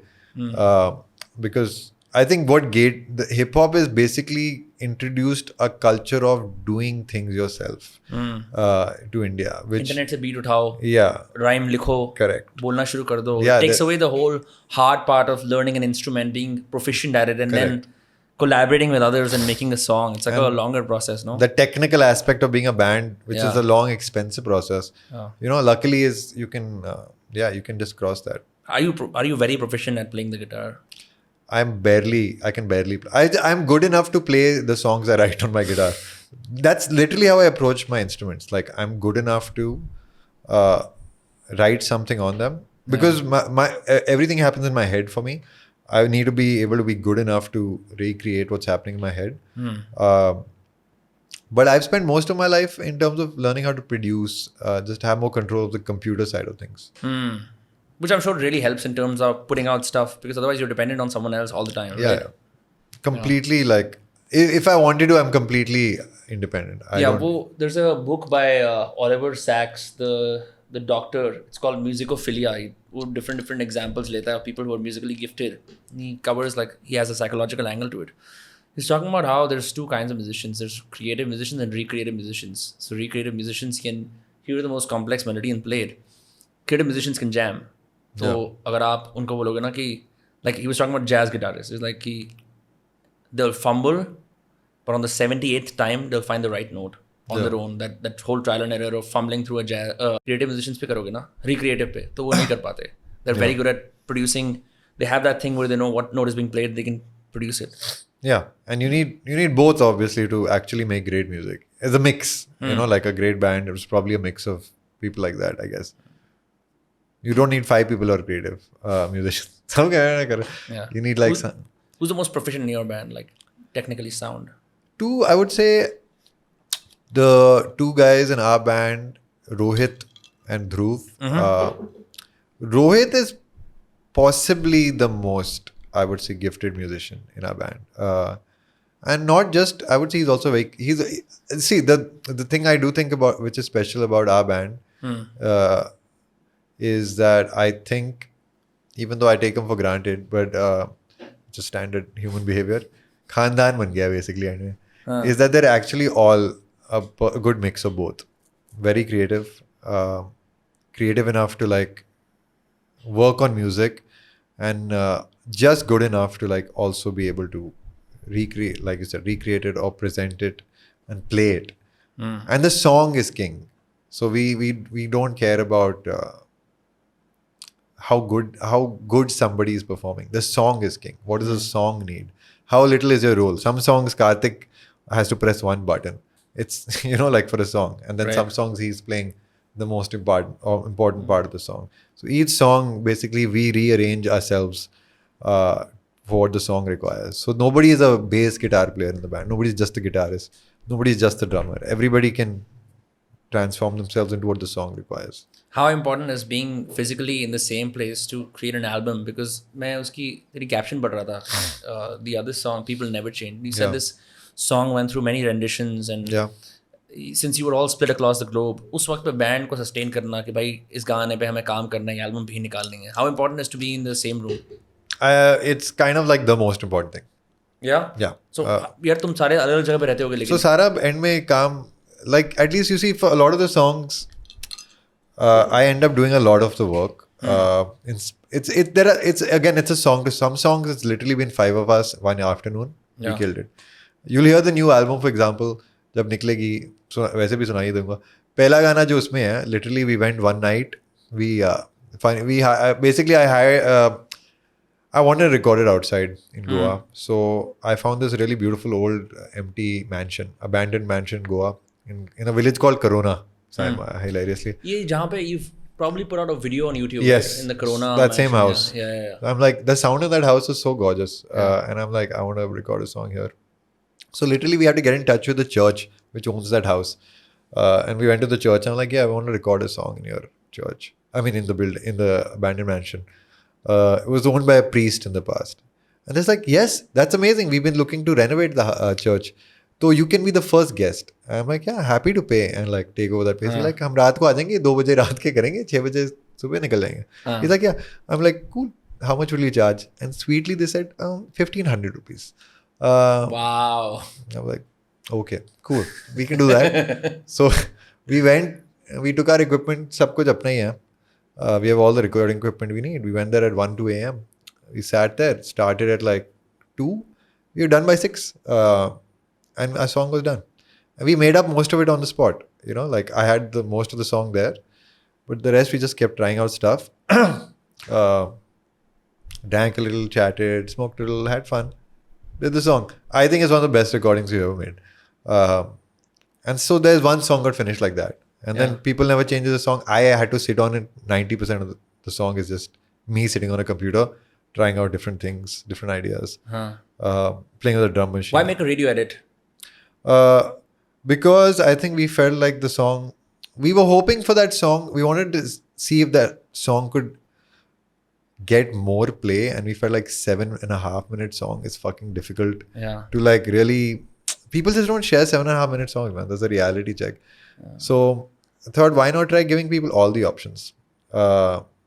Because it feels like you can do that now. Like there are slowed down versions. Correct. Slow down, reverb, Reverb, lo-fi, और क्या? And I feel like it also helps you bypass copyright for if you're like editing out videos, Oh, really? हाँ, जैसे आरंभ है प्रचंड आपको चलाना है किसी शॉट के अंदर, if someone's talking about something, then you do slow down, reverb, lo-fi लगा के उसके अंदर वो Sigma Grindset का गाना और डाल दो. It just gets like you can fucking play it. It's a free world, man. Like you can fucking do anything. The laws are gone. The laws of music are destroyed. The music industry is no more. It's no more. I'd say RIP music industry. Yeah, I think you keep seeing these pop stars which they keep giving us, which are like giving okay music. Some of it's cool, but generally, no, it doesn't matter anymore. Like you can become as big as you need to be. But थोड़ा और define कर भाई cynicism को, like what do you mean? It's not cynicism at all. Like what do you mean when you say RIP? क्या? Is it like primarily live show dependent? Is it no longer the streams pay very well? Like what is it about this music industry that you find that it's dead? So obviously more people are making music than ever before. All right, there's no doubt about that. That's fine. So what that unfortunately does mean though is the more people release music, essentially the pie of money you get paid out of becomes smaller and smaller, right? Right. It's the same money. It's not like more money is being pumped into music. Yeah, that's why, for example, Spotify said, hey, if you don't have more than 1,000 listens, we won't pay you out. Right? They announced that for precisely that reason, because you can't keep paying out millions of people of 25 listens. So, everybody is getting a say, whatever. Right. So, like, let's say the average amount you get paid per stream is $0.001, right? That's a real fact. So, which means for every 1,000 listens, you get $1. All right. Yeah. So, that should immediately tell you that the business is dead. Right. And I'll give you a great, I can actually break it down to you in a very fun way. So, let's say I'm giving you rough numbers, made up numbers, just for the hell of it. All right. Let's say the tour we're about to do is costing us $500,000. All right. And we make ticket sales of $600,000. All right. Got it. So $100,000 now is the money the band is left after all expenses, paying Correct. management, paying this, paying that, paying everything. So that's $20,000 per person. After 30% tax cut, whatever, 12,000. $12,000 per person. 16 lakh. No, that's not even. That's the same money you made as a 17-year-old tech entrepreneur. Correct. So that's now the music you're making money from as performing the music. All right. Now think about streaming. I told you numbers kya hai. So $1 for every 1,000 listens. Uske baad, of course, management ka cut, tax, everything. So $1 is actually 33 cents, which will now be divided between 5 people. Not possible. That part is gone. So where do you make money? You make money by selling merchandise. So the proportion is true. In our previous tour, we realized this. So if the $500,000 is the cost of the tour, $600,000 was the total ticket sales. Another $500,000 was earned through merchandise. That's insane. Merch के लिए लोग करते हैं इतना? America is all about merchandise. So I'm not shitting you. Like Europe में जाओगे, you see a 40% drop because Europeans are not like as buying. Yeah, no, it makes sense. My roommate is in the music business. उसने वो CAA के अंदर काम करा था. And he would buy merch like crazy. कोई भी छोटा मोटा बैंड आता था, कोई सा भी, just like $290 की टी-शर्ट ले ली उनकी. तू अगली बार कोई भी रेस्टोरेंट कैफे अमेरिका में जाएगा, you'll see they have their own t-shirts, branding, hoodie, cap. The smallest coffee shop will be doing it. America is about branding yourself. It's about selling your merchandise, about making money every fucking way possible. And people support that and push that up. All right. So, what does this teach you? You're not making money of streaming. You're not really making money of performing. You're getting some like thrill of the performance, and then after 70 shows, you're gonna get paid peanuts. So you're making money. So you're in the business of selling t-shirts. So you've actually spent 3 to 5 years of your life recording all these songs, which are supposed to change people's life and touch them. Then you spend all this time learning how to perform instruments, learning how to become a good performer. And at the end of the day, the only way you make money is by selling t-shirts. So now you tell me, does that sound like the music industry is alive? Or is it just simply become a front to sell t-shirts or merchandise? Yeah, bro, YouTube is more profitable that way. Because the AdSense is through the roof, the brand deals are amazing, and actually the merch industry is okay. But YouTubers don't make as much money from merch because you're not performing there. Yeah. People buy merchandise in the moment. They've seen the show and they're like, I want to represent this. That's insane. Yeah. So your strategy for this tour is to just go heavy on merch. That's not just us. That's the fundamental strategy of all touring musicians right now. I guarantee you that. That's true for Taylor Swift as much as it's true for us. Like she's making her money by coming up with all these 12 to 15 variations on her vinyl.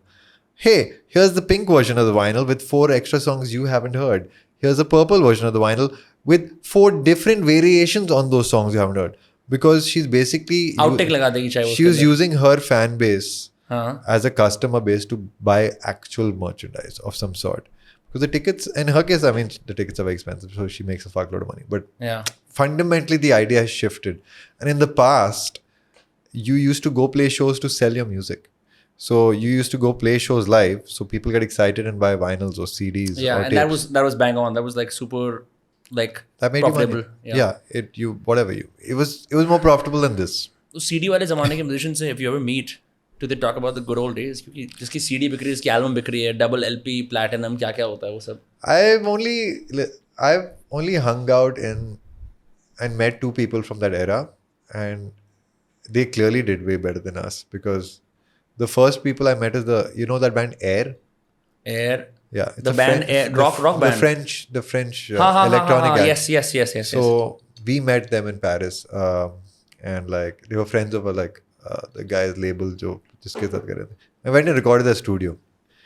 Can't dream of opening and running a studio like that in Paris. So you can imagine that, like, the amount of money they would have made from their music. There was a I think until basically not even until I think somewhere between Napster and iTunes, there was still you could make money of being a musician, selling pay music. for it. Yeah, you remember? I remember buying one of your albums. Lockdown के अंदर तुम लोगों ने एक album डाली तो थी.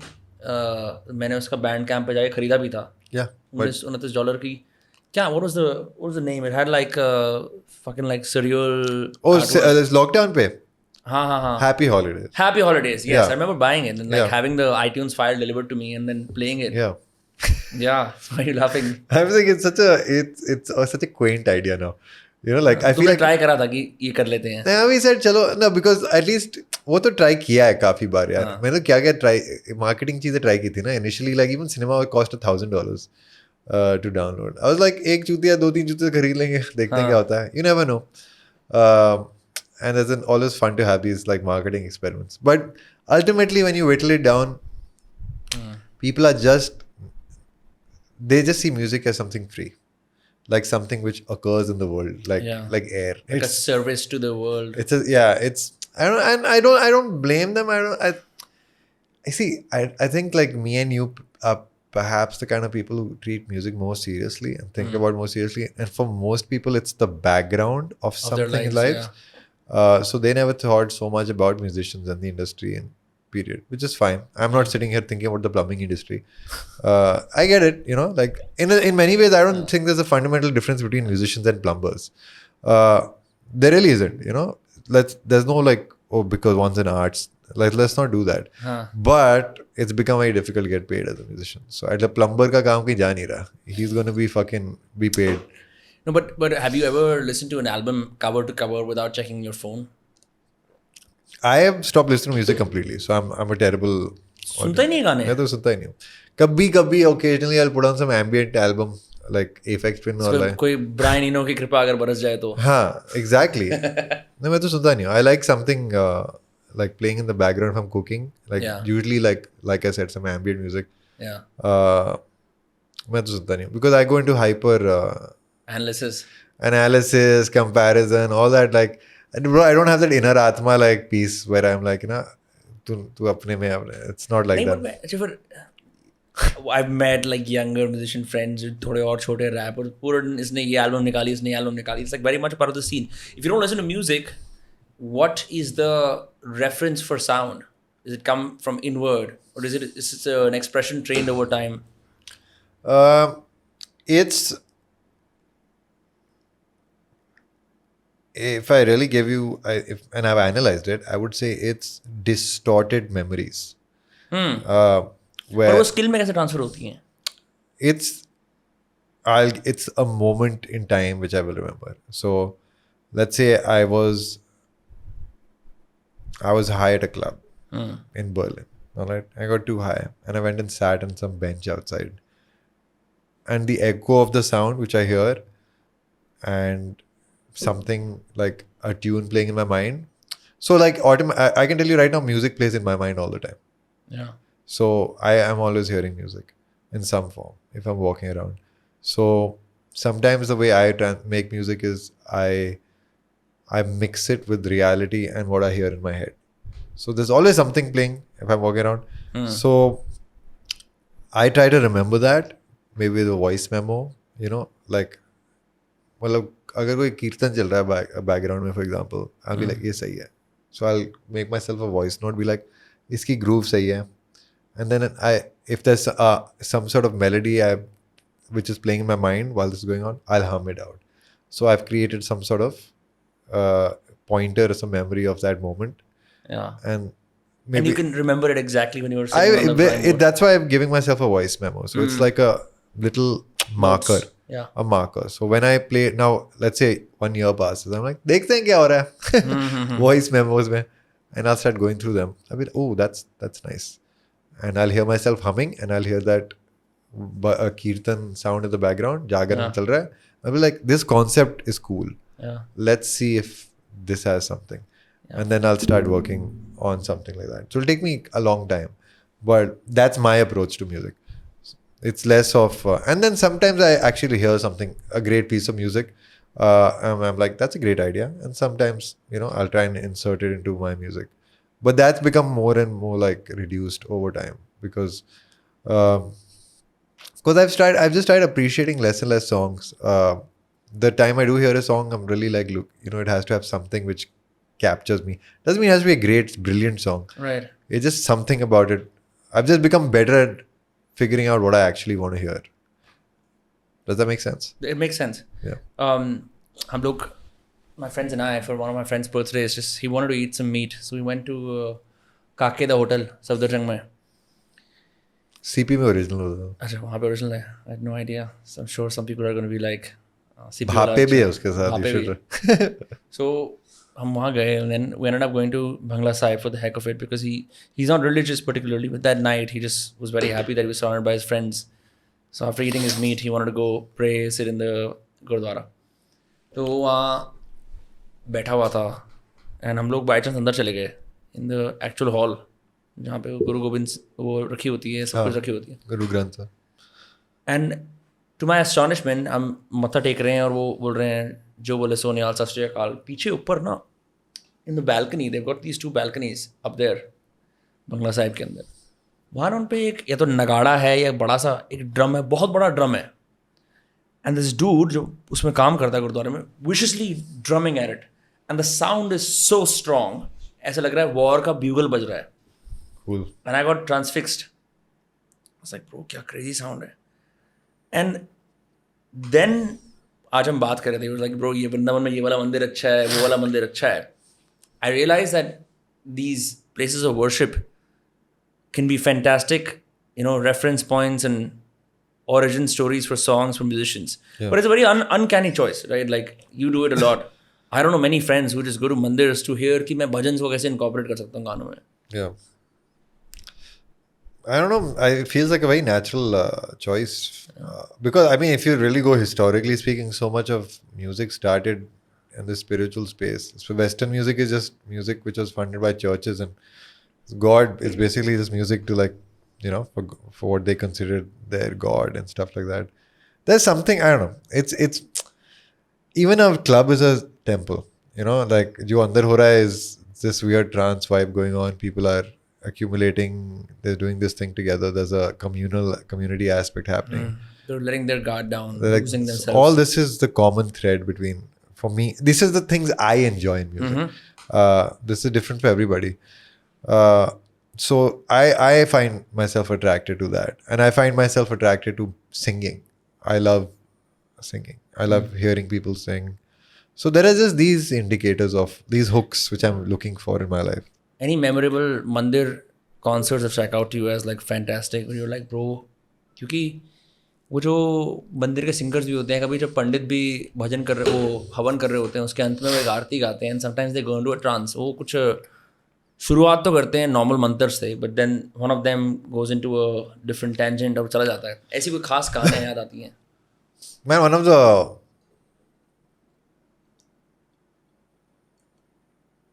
it was a mixture of music and experience, which I really enjoyed. It was in was it Kashi Vishwanath? I can't remember. Was it Banaras? I think it was Banaras. It's a Shiva temple. My mom is a big Shiv Bhakt. All right. And she has the uncanny ability to like, she's like those GK girls who can get themselves into any club. Like. But for temples. Yeah, but she does that in temple. She's like, somehow she gets into the inner sanctum of any inner. Whatever, some connection. Without paying for VIP darshan. Somehow she gets herself. So she took me to this, and the only holidays me and my mom do, we have very little in common, but something we enjoy doing together, I guess, we realized is she likes to go to a religious place and I'll accompany her. I'll do my own scene. And occasionally we'll venture out. हम फिर साथ में कोई मंदिर चले जाएंगे. And then like, we ended up going into this. Was it Kashi? I can't remember the name. Fuck, because it was such a beautiful temple. Anyway, go inside. It's dark. There's like, I don't know, 500-600 people. It's the stone. The walls are just stone. There's very minimal lighting everywhere. Very moody, and the people chanting. It's like crazy. You know, like immediately when it's electric, and my mom's like, "Aja," and it's like it's the same feeling when you're being led to like this dance floor in a weird way. She's like, "Come." I follow my mom, and she leads me to this inner sanctum, which is in front of the temple. वहाँ पे एक लिंगम है, right? We know what a lingam is. And there's a big window where you can see everybody dancing. It feels like you're inside the DJ booth in a funny way. Music चल रहा है, amazing, like drumming, and people are like, मतलब पूरा एक ढोलक बजा रहे हैं, like हारमोनियम बजा रहे हैं, माइक्स लगे हुए हैं, तो एक बंदा गा रहा है, और फिर आरती शुरू हो गई. I can't remember. It was just echoey and like sounded like shit inside. But like, it's the... Right. I don't know how to explain it to you. It was just like the whole place is vibrating, and I mean that in a very like not a spirit, just a certain like sense. Right. People that were just like really connected, and I'd never seen an audience like that in another temple. Anyway, whatever. There's literally a crescendo happening, and at some point, you like slow down. I do that in one of my Lifafa sets also. But there's no lingam there, so you don't really get the vibe. But it'd be really funny if though there was some dude just started. So anyway, that probably won't happen. Anyway, so this point is this crescendo is reached, and boom, everything breaks down. Everyone slows down. The bucket is empty by now. I put away, and I'm like, okay, I gotta get up. And I literally like, my mom is there. She's sitting there like whatever, praying for a while. I'm like, man, nikal raha hu. So I exit. I'm like, I need to have a cigarette. I just feel like I had a sexual experience. So I light a cigarette, and I'm just looking upstairs, and there's a cat looking at me in this above this panwadi, and this is looking at me like this weird expression. I'm like, okay, take a drag, and it pukes this like lizard skeleton right at me. What? I don't know. It was such a bizarre. What? Yeah. Just like lands right on my like feet. Just the skeleton of a lizard, and walks away. I'm like, yeah. Such a bizarre experience. What the fuck, bro? Let it be. That's so crazy. Yeah. I can't believe you had an ender to that as well with the fucking lizard skeleton. Man.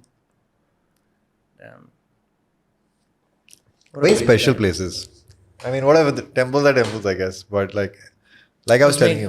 Go on. No, sorry. I was saying there can be spaces which are extremely like... Yeah, I think when people gather for a certain cause and then they get transfixed, or for to make extra, you have permission to be free. Yeah. Right? Like you have permission to express using your body in a way that is allowed to you by God. Right? Yeah. And God mandates it, and God ki leela mein kar rahe ho aap. And then I think what it also does is ki, see, if you're like older and like living a normal life, I'm sure that your ways of expression have already been blocked by rules and responsibilities and being a householder and whatnot. Whose sense mein, I found that the biggest, most gyrating dancers in these events and these temples happen to be the oldest people, happen to be people who would typically just be very khadus, quote unquote. But ye unko ek cheez mil jati hai. And then what we find in like gigs, they can find it here. Yeah. There's a space for everyone to dance and celebrate and forget and get in touch with that sense of being awe.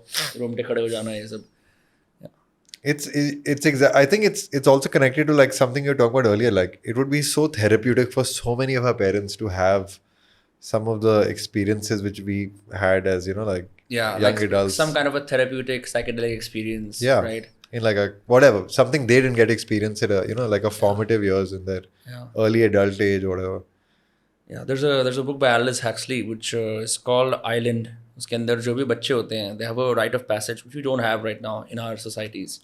The rite of passage is उसके बीच में एक शिवा का वो बड़ा सा मूर्ति लगी होती है केव के अंदर. And there's two things they have to do. They have to take mushrooms in that cave, and they have to do rock climbing.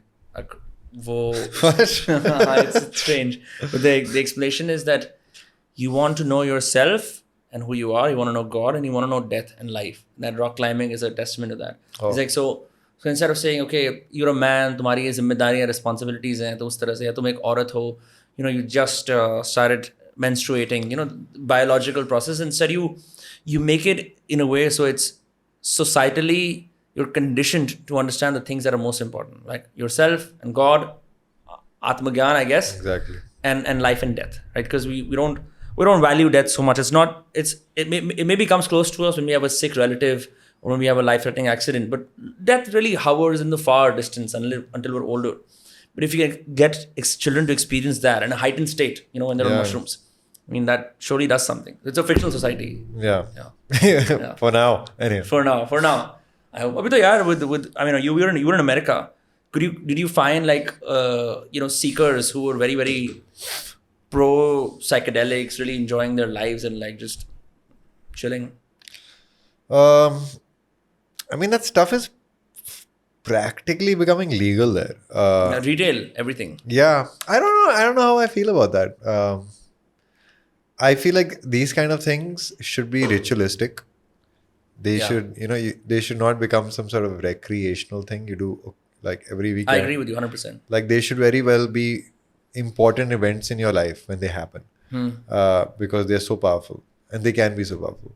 So I met a few people and I struggle.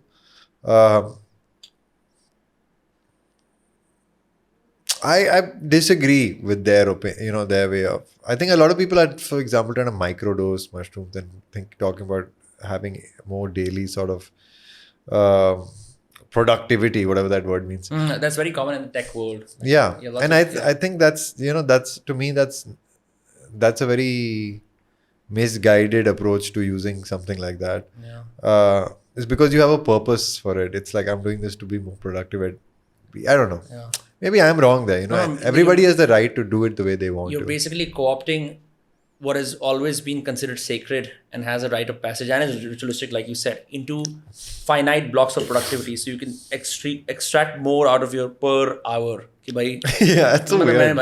Mushroom karke na zyada product. Like I think it's just those two worlds don't meet. Like it's like caffeine, I understand. Or even like something else, I understand. Or like कि bro मैंने ना वो blue light blocker पहन लिया है, या bro मैंने ना वो website blocker लगा लिया है, or I'm like focusing, doing deep work. I get it, but you want to have a fraction of this very powerful thing to be more productive. Yeah, like I wrote 72 extra lines of code after the mushroom. Seems like a very like I think that is the problem with America, without being very generalistic, is that they want to co-opt everything to enhance per capita productivity or per capita output. It's so output centric that a society like ours, which is now developing, for us output has never really been a very central point. It's always been about observing, experiencing, input kya le rahe hain hum log, which also makes us like very shy when we go abroad, because you're often asked ki tumhari kya achievements hai, tumne kya kara hai, who are you, because it makes it easy for people to sell you like what happened with you in Berkeley. Exactly. Yeah. But I don't know if that's well put. Yeah, exactly. Yeah. I they don't even see it as any other way. They just think it's how it should be.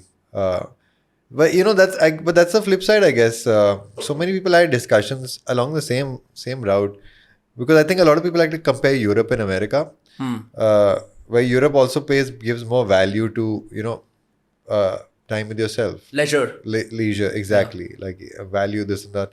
America is obviously not there, but then also at the same time, it's just America is where everybody wants to goes to do something with their life, like big, like the level of the scale of companies which come out of America so far exceeds, except maybe Scandinavia now and then. One Spotify, one other company. Yeah, but it's so rare. Yeah. So in many ways, like you wonder what the sweet spot would be.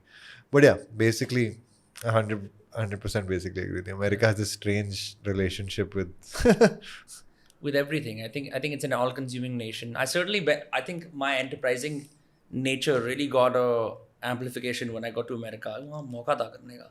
इधर भी हो रहा है. Yeah. People are very, very bullish on ideas and creativity. It's like long time. There's so much potential in India. No, it's crazy. Like I think, I mean, we are now the world's most populated country. So it's crazy. मैं तो हमेशा सोचता था ऐसा कभी नहीं होगा. I always thought कि China आगे रहेगा population में, हम ना control कर लेंगे. And then gradually in front of my eyes, the fucking metric changed. The the graph changed and we're the most populous now. It just feels weird to be number one at being the most populated. I don't know how to put it. Like when we were there, what blew my mind was Cambridge ki population was less than 100,000 people. Really? Boston's population is less than 1 million people. Billion or million? Million. I mean, Boston ki billion to Boston's population is less than 1 million people. Faridabad में ही 2011 में 52 लाख लोग थे. So that fucking scale, you know, is already like, I mean, we already say UP is more as populated as America. It's not, but it's close. Yeah. You know, but just even this small scaling, when you think about how much Boston ko dekha, how much like Cambridge mein 100,000, we were 2 out of 100,000 people. Doesn't seem like a lot, you know. It's insane. That's insane. Yeah, like I remember अभी मैं recently Mumbai move करा हूँ ना, and I always say bro, यहाँ पे पर square inch के अंदर इंसान है. मैं जो मतलब मैं तुम पार्क में भी जाओ ना, तो जैसे हम पार्क में जाते हैं या लोकल एनसीआर एरिया के अंदर, तो पार्क में कितने लोग होंगे एक टाइम पे? बड़ा पार्क है, 20 लोग होंगे स्प्रेड आउट. मुंबई के पार्क में एक टाइम पे 150 लोग वॉक कर रहे होते हैं. The park is like 10 times smaller than anything you would possibly find. So it's like a whole, एक भीड़ जा रही होती है वर्कआउट करने के लिए, एक भीड़ वॉक कर रही होती है. It's impossible to have one piece of grass to yourself. It's that absurd. Like I went to Joggers Park and वहाँ पे बच्चे खेल रहे थे. And I was like, for not being called a pedophile, because now that's all fucking weird, I had to like just go and work out there.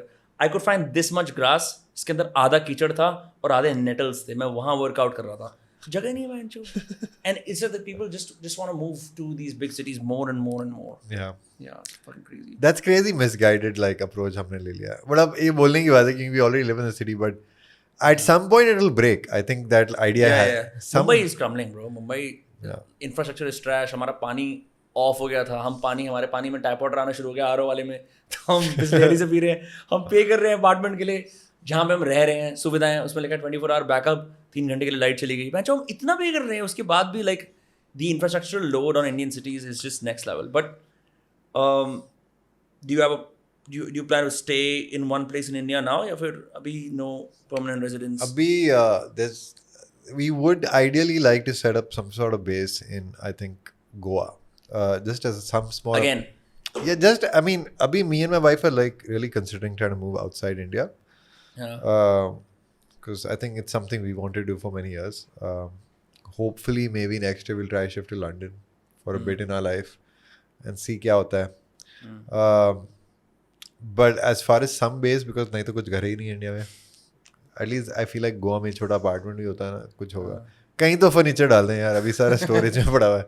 कुछ भी घर में खरीदा था हमने. लेकिन मतलब बहुत सारे लोग होते हैं दिल्ली के खासकर. I remember meeting many people in Goa. Like, bro, Asagawa is the GK5 of Goa. हाँ, मेरे को बड़ा सही लगा. GK5 is great name. Yeah, I hung out. Like I have somebody has to make a apartment complex called GK5. GK5. Yeah, that's sure. fucking great. Because वो वही है कि I think I was hanging out with this filmmaker called Q. I know Q. Yeah, Q. So I went to his place this one night. And he's like, we came here. Odd joint. Odd joint. Yeah. He's right next to 295.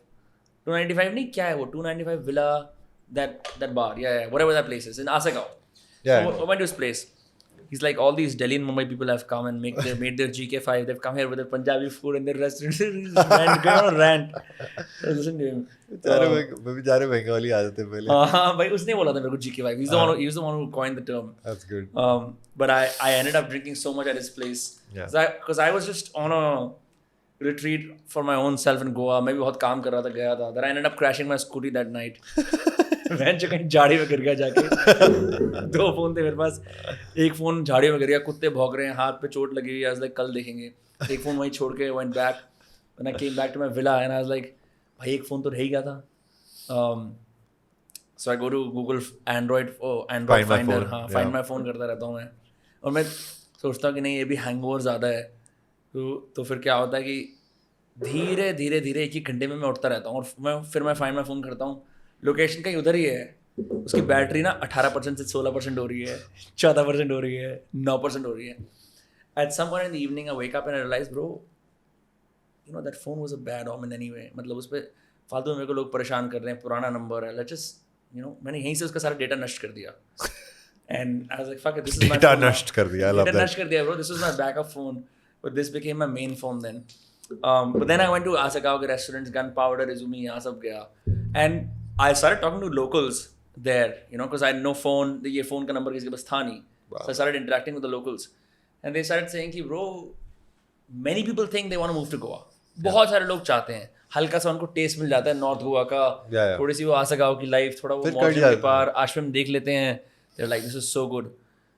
They're like, but infrastructurally, it's a bad idea. And second, they don't have the balls to move here because they're used to so many comforts in metropolitan cities. That just go away. You managed to stay there for year and a half, 2? 3 years. 3 years. How did you manage? I totally enjoyed it. But dude, me and Sir, we literally did the thing of like, हम गए वहाँ पे, यानी मेरी गलती थी. And I said, I want a big house because I want to have a studio. I want space for the house. I want to do it up. इतने हमारे creative ideas हैं, let's creativity करेंगे. You know, something, we rented a kothi for ourselves. Small, 2 of us, and 3-bedroom, big ass house, 2 floor. एक small दूँ मैं last. हाँ? एक दूँ एक और small. ये drink. Oh हाँ, let's do it. So we set up a little house. It took us 2 years to get any furniture in there because it was too big for us. तो एक piece कर रहे थे हम. But eventually we got a cook, right? Eventually we decided हमें driver चाहिए होगा. Because I mean driver तो actually चाहिए होता है because अगर पीने, if you're going to go out and drink, right? Yeah. And you're going to go do anything. Yeah, you don't want to crash your scooty. You don't want to crash your scooty. And because we lived in Moira, which is far away. I say Moira is going to become, if there's GK5, Moira has become like, what is I'm trying to think. Vasant Kunj. Correct. Yeah. It's like, well, it's basically the more tasteful thing. What's, you know, like, it's, yeah, so Vasant Kunj. काफी landlocked, no? At least Asakao is like closer to the sea. Yeah. Moira is like further inward. Yeah. And Moira is more tasteful, basically. It's a more, yeah, it's less mainstream. Now it's completely sold out though. Moira? Yeah. So many ads on Instagram saying buy your apartment in North Goa. It's the new big thing. So many ads now. Yeah. Bro, especially since the airport opened in North Goa, Yeah. Mopa. That changed our life actually. So it became so much more livable because the airport was just half an hour away. You know, उससे पहले it was a real pain in the ass. 1 घंटा 1.5 घंटा लगता था airport जाने में. But यार हमने इतना सोचा नहीं था ऑनेस्टली. मेरे गिग्स होते तो मैं वीकेंड में चले जाता था, शोज बजाता वापस आता था. My wife and nuts, she did not like living in Goa because I think, and that's why I said मेरी गलती थी. I think fundamentally she said that if you gonna live in Goa we should live closer to the sea because, and I agree with her now, which is that अगर तुम गोवा में रहोगे, even if you're going to try and you can't afford to get a big great place, it's still a better idea to live next to the sea and base your life around the sea. Get up in the morning, go to the beach, exercise, go swim. Idealistic lifestyle है ये, नहीं, हो सकता है ये लोग करते थे. नहीं करते हैं. The people who've lived there properly and run businesses are people who've found a balance with the sea, and they're not trying to live a city life. Their circadian rhythms are in sync with the sea. Correct. सुबह जाना शाम को जाना. I think that's the right way to do it. I think you get up in the morning, go 6-7 o'clock, do your thing over there, have an amazing morning, start your work, be done, and whatever. But if you don't have that connection, you're basically trying to live a city-like life in a village. Which sucks. Yeah, because now Swiggy and Zomato तो आ गया है, you know, so you can definitely get. Cheers. You can definitely get food. There's pretty good food in Goa. आ जाएगा, घर पहुंच जाएगा.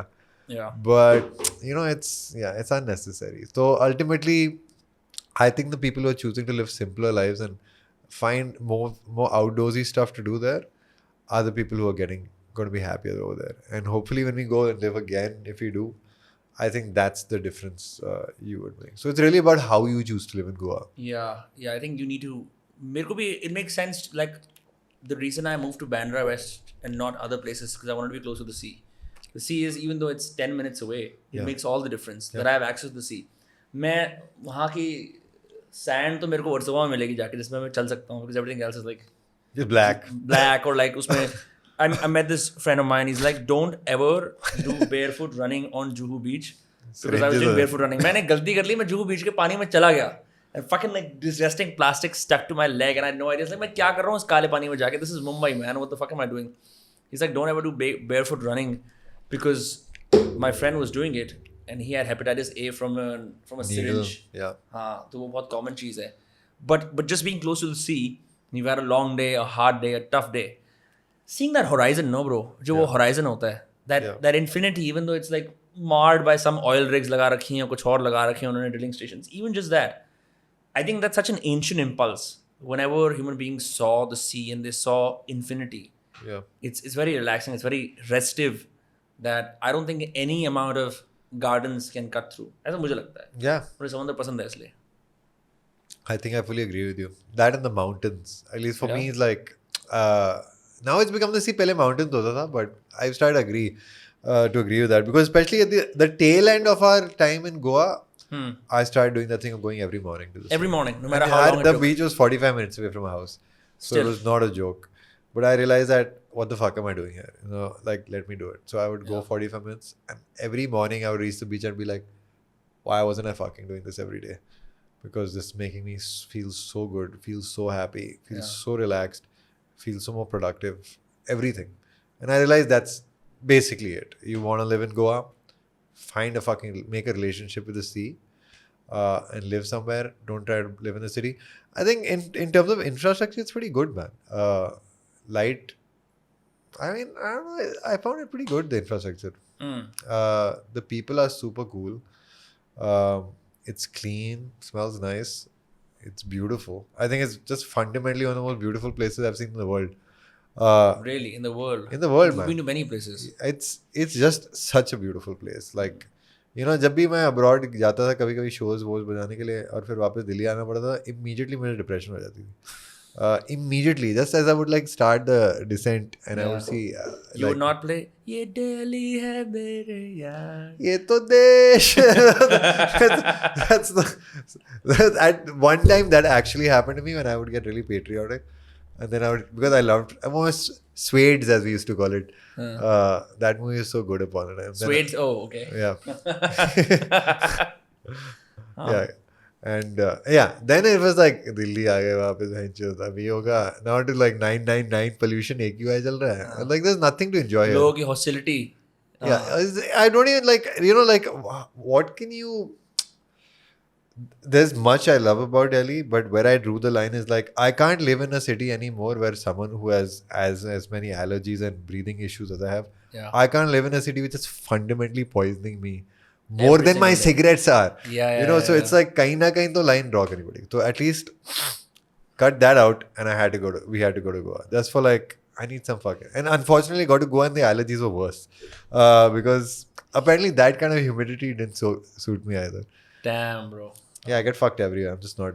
Yeah, I when I come to Delhi, I have a special kind of a Russian depression. मतलब जो बहन जो दोस्तों level का डिप्रेशन होता है, और वो AQI पे पीक ऐसे जाता है कि मुझे सर्दियों में तो सिगरेट और पीता है, because you are basically nurturing a death wish at that point. Yeah. Where you can be the captain of any industry and conquer वो तुम्हारा जो भी ambition वहीं पे रह रहे हो, तुम बहन जो उसी मोमेंट में मर रहे हो. उस लैपटॉप पे तुम कितने भी कुछ भी कर रहे हो ना, पॉडकास्ट भी कर रहे हो, तो you're literally dying every single moment.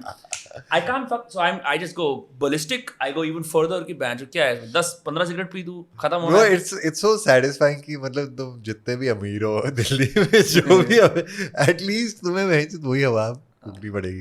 And हवा फूकते हैं बेसिकली दिल्ली में ना. It's not even like you can even breathe it. Yeah, see, with the summer that has reached the temperatures it has, 52 highest, right? I can't imagine कि ये सर्दी क्या होने वाली है. Like I'm seeing many friends who are thinking, bro, Dehradun में plot बड़ा अच्छा मिल रहा है. Like देहरादून जाते हैं. गांड अब ना लोगों की गांड फटनी शुरू हो गई actually, because it's no longer palpable to raise a child here. It's no longer palpable to have like senior citizens here. Just something about, but Delhi is like, like Kushwant Singh wrote this wonderful thing about fucking Delhi in his book called Delhi. He said Delhi is a pockmarked whore that I love to have every single time. उसको दिखती तो दिल्ली रंडी है, लेकिन वो क्या करे, मानता नहीं है ना, चाहिए वही चाहिए. So I think it is like that, man. I don't know. Like what's the city you lived in the longest? Delhi. Yeah, I would basically say I'm essentially still a Delhiite. Yeah. Delhiite. Yeah, and I honestly like I said, I actually love the people of Delhi. There's a lot to love about Delhi. I think it's super interesting. It's super stimulating. Yeah. Old Delhi is amazing. Yeah. Anytime I'm like creatively blocked, I just find my way there. And Do what? Sit. walk around. There's endless energy, man. Itni energy hai, itni ideas hai. Like so many things have just popped up there. You know, like one Peter Cat. One of the things we did for Peter Cat once is literally I said, "Chalo, मैं चांदनी चौक जा रहा हूँ कोई merchandise बनाने के." This is like when I was trying to come up with alternatives for CDs and stuff. And you go to Chandni Chowk, वहाँ पे wedding market भी है, चाड़ी बाजार, वो तो paper. उसके साथ wedding market है एक, उसका नाम नहीं याद आ रहा. There's also the medicine market. And I eventually ended up with this solution where I bought 1,000 or 2,000 engagement ring boxes. You know वो छोटे लाल वाले होते थे, वहाँ पे सारे मिल जाते हैं for like whatever fucking ₹7 a box. Right. All maroon, beautiful maroon. I got them to stamp Peter Cat Recording Company on all 1,500, 2,000 of them. And then I said, इसके अंदर क्या डालेंगे? And then just 30-second walk in the medicine market, I bought like Dispense. 2,000 capsules. हाँ. You know, those little red capsules दवाइयाँ हो जाती थी. हाँ. And then घर गए, प्रिंट किया, डाउनलोड कोड 1000 प्रिंट कर दिया, फिर वहाँ बैठ के रोल करके कैप्सूल के अंदर डाल रहे हैं. हाँ. कैप्सूल को रिंग बॉक्स के अंदर डाल दिया. Oh, paper डाल दिया उसके अंदर. Yeah. And we sold that as the album. Oh, that's crazy. And it was such a, and then I realized that's basically what that place can do for you. You can go there and it's like a weird arts and crafts. Chandni Chowk. Even Delhi hard for that matter. There's so many. Have you ever been to Chanakyapuri? Yeah. Well, for leather mostly I've been there. Leather. No, I just once I started going to maybe 1 घंटे अभी भी जब पूरे last year when I hadn't moved to Mumbai, I would drive to Delhi 4 times a week. 1 घंटे यहाँ से वहाँ गए, एक कैफ़े सेलेक्ट करा, वहाँ बैठे, लैपटॉप पे काम करने का नाटक करा, फिर उसके बाद काम कर लिया, फिर अब क्या करें, अब देखते हैं इस नेबरहुड में सबसे बढ़िया कॉकटेल बार कौन सी है, खुद ही निकलते हैं, उसका सेवन करते हैं, अब क्या यहाँ पे खूबसूरत पार्क्स कौन से हैं. And I basically made a whole new set of friends in Delhi by just gallivanting and spending my time. Cool. And that's why I love the city, because it is very, very open to strangers who are willing to, I don't know, मतलब जो कुछ सुनना चाहते हैं, कुछ देखना चाहते हैं, I don't know. In that way, I think Mumbai, in my opinion, since I've lived there now, I'm living there now. How long have you lived there? 3 months. 3 months. But I've lived there twice in the past. 2 बार मैं चाह रहा था कि मैं बड़ा आदमी बनूं, 2 बार fail हो गया. ये तीसरा अटेम्प्ट है. Because like, I really wanted to get out of here. I think this and my work is very physically meeting people centric. So I figured I would have a better chance in Mumbai. But Mumbai is very, very like on your face, straight. Hi, I'm this, I do this, blah, blah, blah, blah. Time नहीं है bro. हाँ. दिल्ली में लोग वक्त लेते हैं. Yeah. एकदम पे they don't play all their cards, right? They're going to take their time, and it's very, very relationship based. Yeah. The things that happen to you, career wise also, like. Yeah. You end up making great money and great work with people who you've known for like years. It never happens like इससे मिले ही करा. Mumbai, Bangalore, exact opposite. Hi, this guy does this. Let's work together. Which is why I'm very endeared to Delhi in that way. Yeah, it's built on relationships over time. Yeah. I'm grateful to it, man. I've eventually ended up meeting everybody I work with in Delhi. I met my wife in Delhi. I met all the bands in Delhi, the people I work with in Delhi. So at some level, my mom grew up in Delhi. She's a GK girl at the end of the day. She was like, Delhi is, well, unfortunately, where life started. Fortunately, life started in Delhi. Unfortunately, Gurgaon came in the middle. And that's basically the, anyway. Yeah. Even now, it's dystopian. I think Gurgaon is just... Yeah. It's like India's Dubai. क्योंकि वो बना एकदम झूठ पे है ना. अभी भी वो सूएज का सिस्टम डाल रहे हैं अंदर. It's like अभी भी खोद के बोल रहे चलो अब तो डाल ही देते हैं. It's Haryana, no? I think Haryana is a little different than Delhi. Delhi has so much. Yeah, of course. Delhi is just naturally also beautiful, man. I can keep talking. No, Delhi's a fact. Like, I honestly think and me and Surbhi were like very happy in Delhi, and I think if the pollution hadn't reached that point, we would have still considered staying in Delhi. When I came to do the podcast with you 4-5 years ago, तब तो ठीक था दिल्ली का माहौल. I think तब भी shitty था और बस धीरे-धीरे ना it became more and more in the news. So we started paying attention to it. Or maybe that idea was new, right? Like. But वो feel भी हो रहा था. It wasn't just the news. तुम महसूस कर रहे थे कि bro, you're like getting sick. Yeah, that's true. In the winter time. Yeah. I guess it was still hard for me to maybe say because I'm generally like quite like allergy wise मुझे वैसे भी What do you do for your health though? अभी हम बात कर रहे थे, you were asking कि वो well I essentially have quit smoking. Case in point to this podcast. And I work out now and generally drink less. नहीं, लेकिन मैंने देखा है बिकॉज तू ह्यूमन लैब को फॉलो करता है हर एक अच्छे इंडिया के नागरिक की तरह जिसने एक एजुकेशन ली है. तो क्या मतलब there's clearly something you're doing with your health that is alternative, because you're at that point where you know that you're dealing with a few things. Oh, that's actually like I'm actually quite conscious about what I eat in general. Like, and I'm most stuff is in moderation. Like, Yeah. This smoking is what I had as a habitual habit before. I was not and I would drink in my shows because I get hella nervous. But otherwise, You can't perform. It's difficult to perform sober. yeah, I mean, it's difficult for me to not be in my head if I'm not so, because then you'll see me on stage, but like मेरा दिमाग में ना क्या क्या बातें चल रही हैं.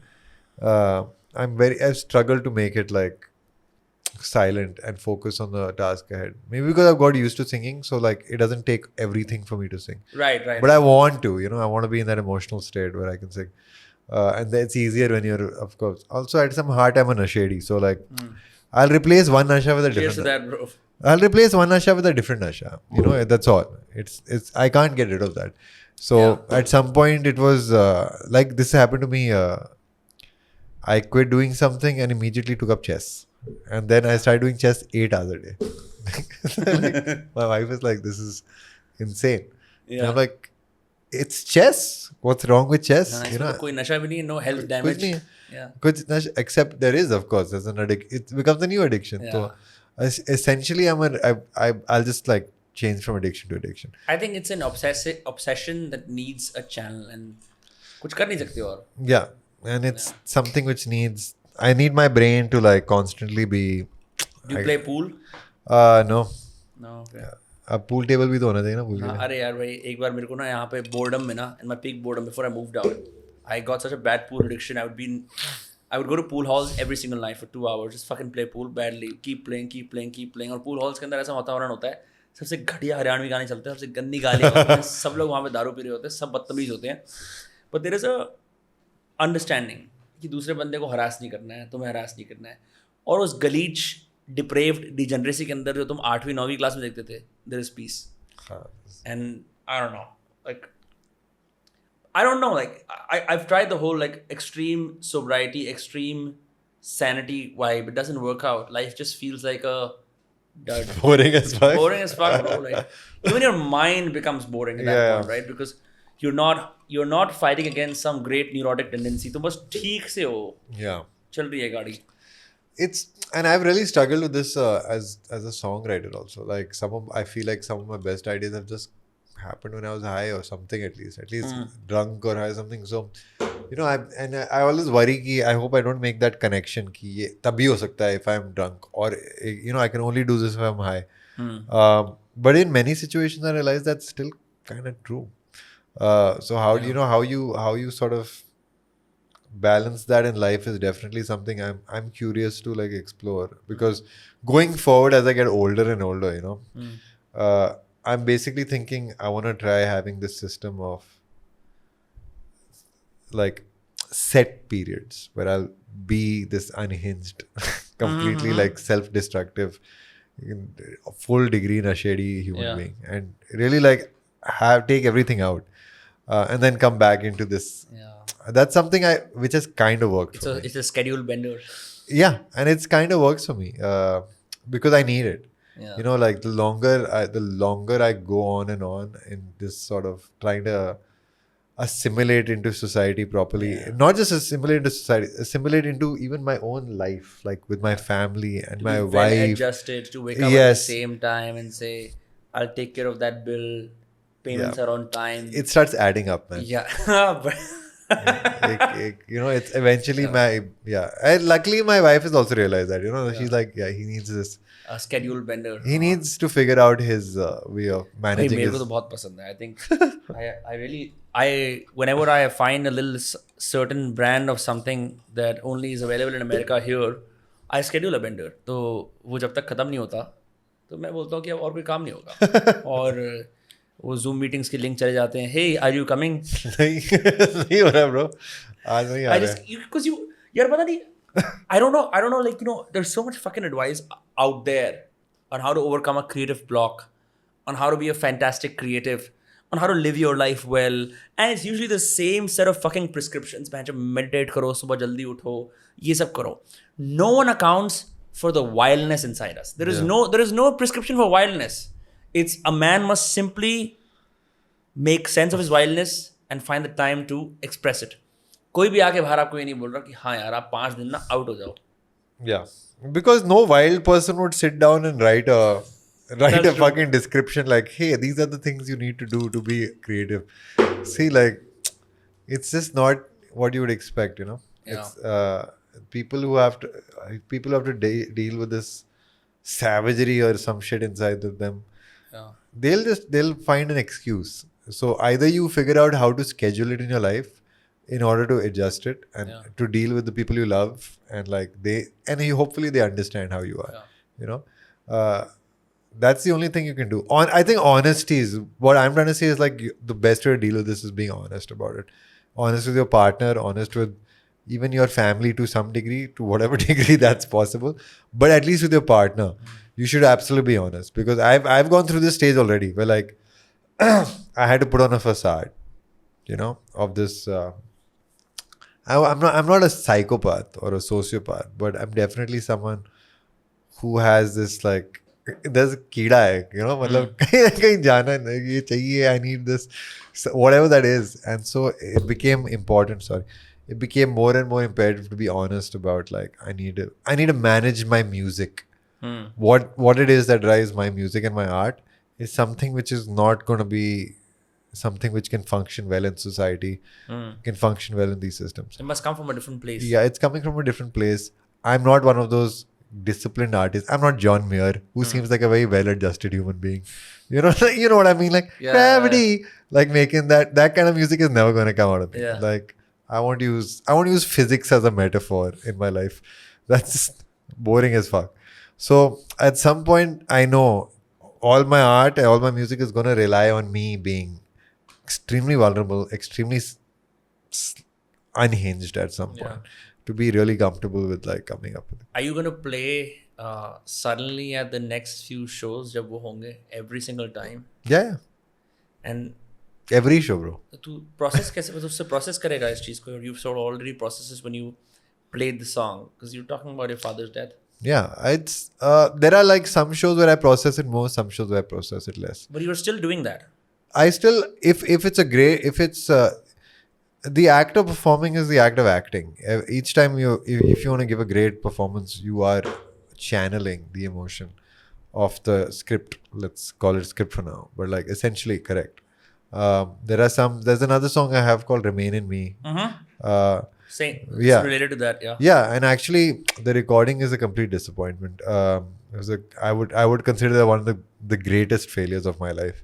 Right. Like how bad that record. I mean, it's not a bad recording, but I think that's such a great song, such a powerful song, and the recording doesn't do justice at all. But when we do it live, it's a totally different.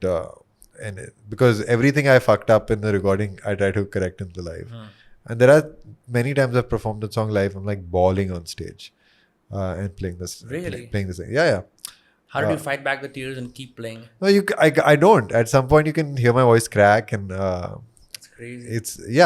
Some of that shit is just like hits, man. So each song has a different point. Some songs are like obviously to do with my relationship with my wife. Some have to do with the relationship I have with myself. Some with my friends.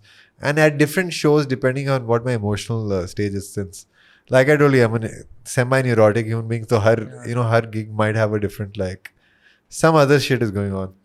And at that point, if it's a good show, that's what you're doing.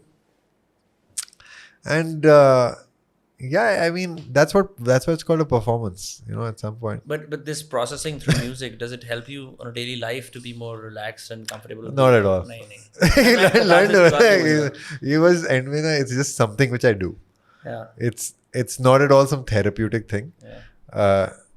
It just happens to be a form of something I do. Like I'm not even I'm afraid to call myself a musician. I'm afraid to call myself an artist. It's almost just like a cancerous outgrowth of my existence. जो होता है, and इसका luckily it's like I enjoy doing it because I enjoy like the craftsmanship of it. Yeah, so you've definitely monetized this tumor that this cancerous growth. Yeah, दोस्त है. yeah, it's so crazy that but then You know what a tumor is, right? Like, yeah, of course, it's a rebellion. It's your body rebelling. It's your body. It's a part of your body deciding कि I don't want to be part of this body anymore. I want to make a new body. So that's actually what cancer is. So it's such a fascinating. We don't think about cancer that much, but actually that's think what. about it from a deep point of sadness. It's a revolution. It's a revolution. Your body is a bunch of cells are staging a revolution against the We're government. gonna fuck the body up now. I want a new one. We are changing the system of the body. Yeah, fuck, I forget. एक ना बड़ा crazy show आता था cartoon में. Forget उसका नाम क्या था, जिसके अंदर एक white blood cell और एक क्या कहते हैं, एक कोई दवाई का सेल दोस्त थे, and they used to live inside someone's body. It was a cartoon, fucking crazy. I think it was called reverse osmosis or some shit like that. If someone can tell me. But वो लोग उस body में दो हिस्से थे. एक body के ऊपर अच्छा वाला पार्ट था, एक था डाउनटाउन फ्रैंक, जहाँ पे सारे के सारे जर्म्स रहते थे. Oh, dude, that's a movie. I think that's a cartoon movie. नहीं, it's this one white blood cell. He works in the white blood cell police, right? और दूसरा उसका दोस्त होता है. It's fucking crazy just seeing that show. और वो body के different parts में germs को kill करने जाते हैं दोस्ती यारी. Remember the show? I think it's a movie. It's a movie. It's an animated movie. Yeah. I think it's a movie. It's an animated movie. Yeah. Excuse me. I think I have seen it. I can't remember it, but Downtown Frank is what. You remember Downtown Frank, right? Yeah. Crazy. Yeah. क्या body क्या चीज़ है bro? क्या हो रहा है? भाई क्या हो रहा है? जैसे हम ना वो देखने गए थे बारहवीं फेल, क्या नाम है पिक्चर का? 12वीं पास, 12th फेल 12वीं फेल 12th फेल देखने गए थे हम लोग. तो ऐसे ही हम चले गए थे एक दिन. फिर उसके अंदर बड़े सेंसिटिव सीन थे. मैं रोने लगा. Then he said, bro, I'm so glad you're so sensitive. I'm like, अच्छा, because I was bawling. And then I wondered कि भाई, like as a musician and an artist, you're putting your sensitivity out on display again and again and again.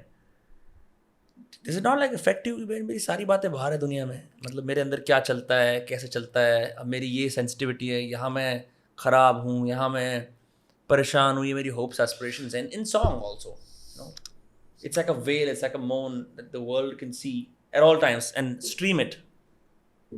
Not at all.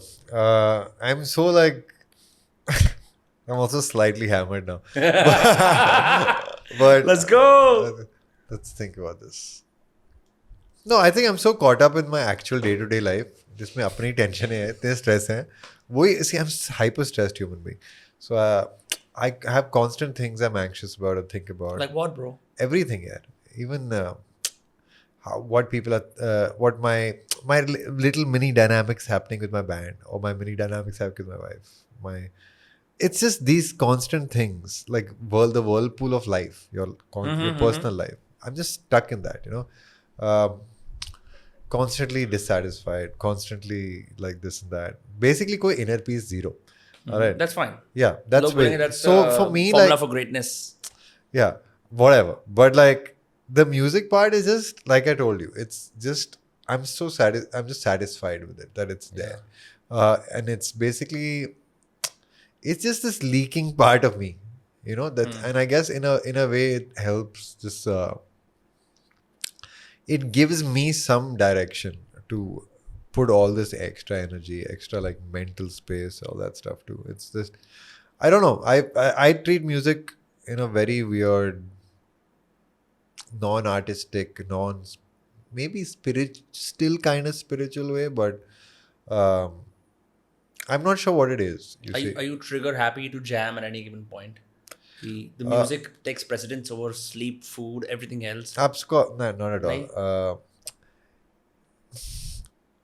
Maybe if you told me tomorrow that, hey, you can have a weekend by yourself and I'll give you all these things and you can sit with yourself. That's your toys. You can play with that. You can play with the toys. You can get fucked up and you'll have 3 days. That sounds like a great time to me.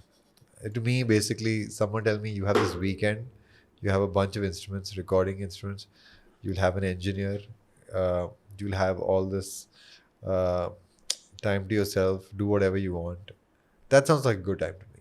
So that's, it's like me asking you what do you do for fun. And you're like, I drink. Yeah, it's like beyond. I drink, I write, I just chill around. मैं कुछ ज़्यादा सोचता नहीं हूँ फिर. Yeah, just if I had to ask you honestly, अगर तेरे पास Friday, Saturday, Sunday होता है, क्या करेगा? No limits. मैंने एक बार ऐसा था, I took some substances and I went to National Gallery of Modern Art. Then I grabbed a few drinks at Amour by myself. Then I wrote the entire night. Then I went to go see a girl. And then spent the next day just doing nothing, turning my phone off. But मेरे को deeply productive activity में interest नहीं है until it springs from my inside. If I have a free day, I'm not going to be like, let's write something. It's such a bad idea. So I'm the opposite. I'll be like, you give me Friday, Saturday, Sunday, I'll make it my productive thing. Because I think I constantly have a well of productivity.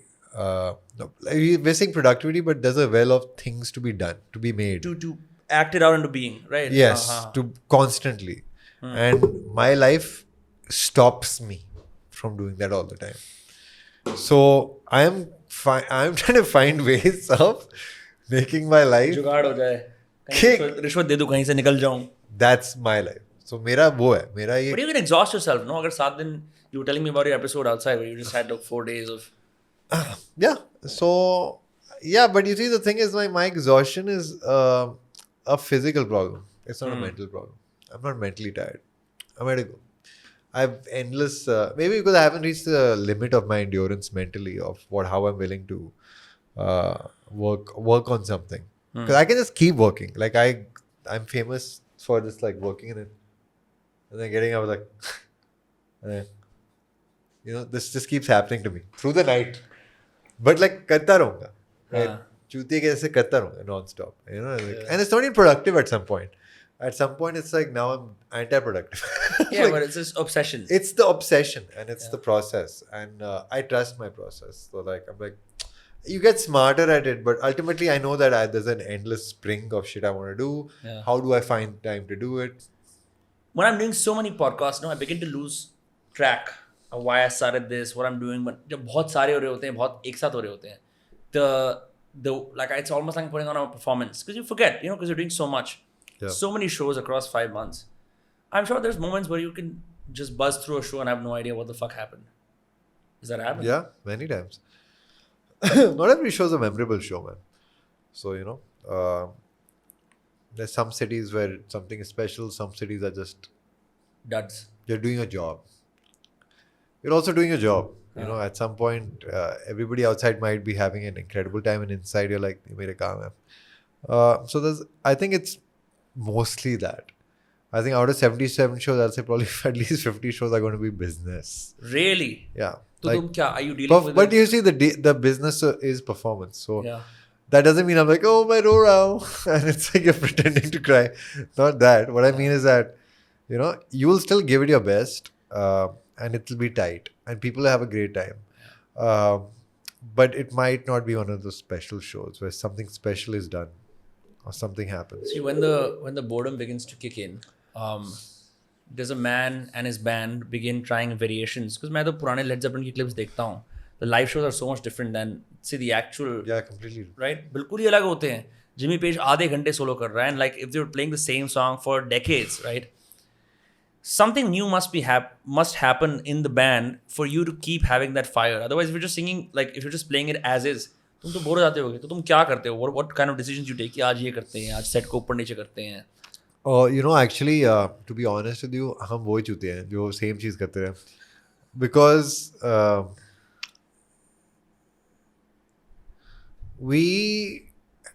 at least there's a plan. There's a plan in the show. Like the way these guys did their show was in a very different way. There's a system to the show. Who?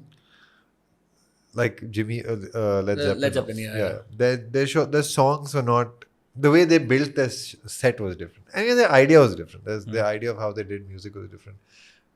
And also, I think in their scenario, they also played a lot more earlier when they were younger.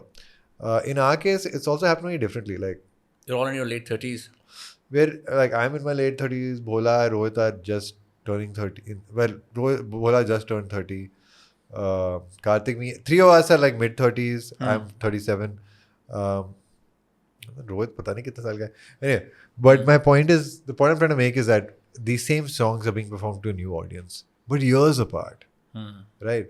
So it's also like these, like when we went and played that show in America last year, these people have never seen us play the set we play of Bismillah and our old songs. They never seen. They're seeing it for the first time. And the set we had sort of perfected up to that point is something we had worked on for many years. So when we went and played in America, they were also seeing a really refined version of something. So they didn't need to see us jamming out anymore.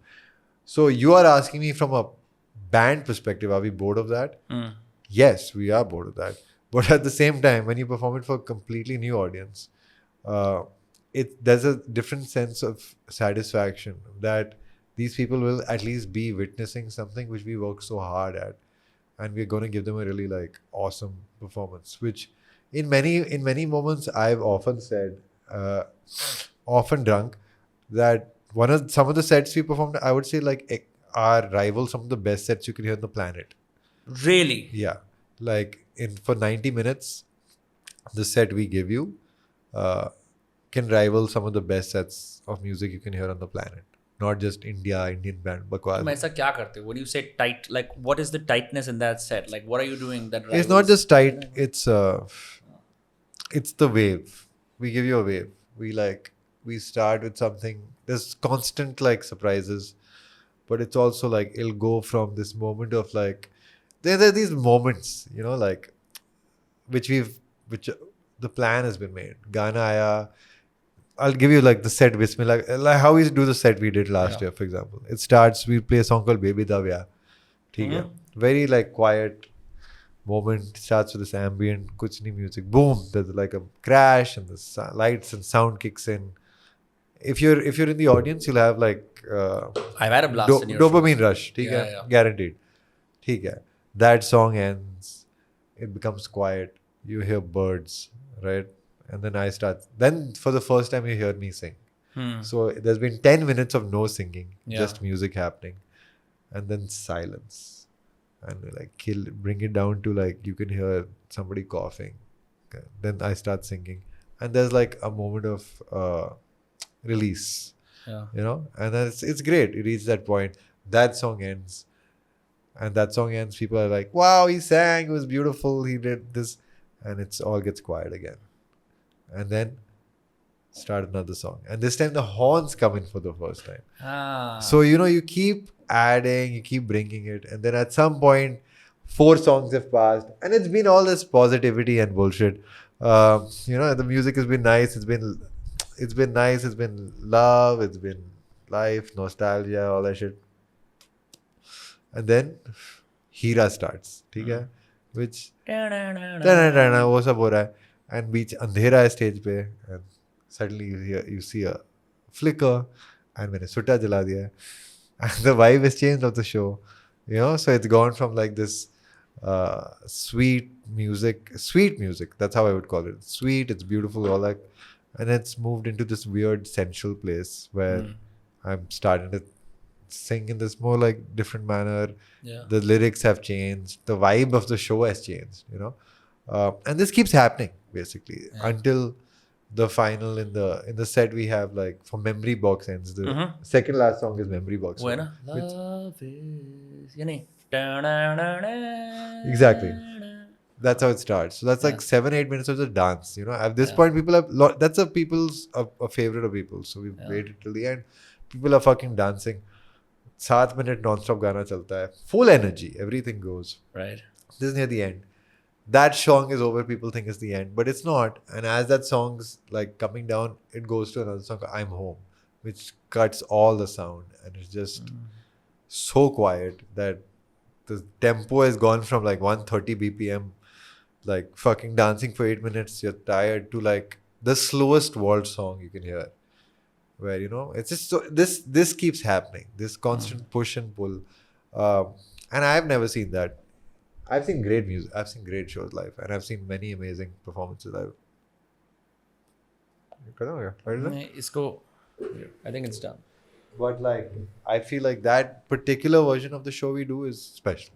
Like, and every time we perform it, And you haven't necessarily workshopped the new songs in front of a live audience yet. no, we haven't. एक बार भी नहीं हुआ ना अभी एक तक. बार भी नहीं It's हुआ. going to happen on the tour for the first time. It's gonna happen on the door for the first time, and but you take all the lessons you've learned over the years of how to really make a set, and the philosophy of the set we play is, as Peter Cat at least, and I follow that same philosophy in Lifafa also, is very much about that push and pull, that release, that it doesn't have to be just high energy for like 190 minutes. I'm not into that. I'm not interested in that. I'm interested in like fuck with your emotions. I'm interested with like crying, sadness, laughter, everything happening in the same thing. Yeah, because you see जब बहुत ज़्यादा high energy set हो ना, you see that people who were initially hyped, एक core audience सामने रहती है. Yeah. बाकी सब लोग disgruntled होकर दारू लेने चले जाते हैं, cigarette लेने चले जाते हैं. They're not like sucked in the entire time. You have right? to just because they're like, this is the end of my capacity to dance or to be stimulated. Now I need to be trained in a different way where I'm like relaxed. yeah.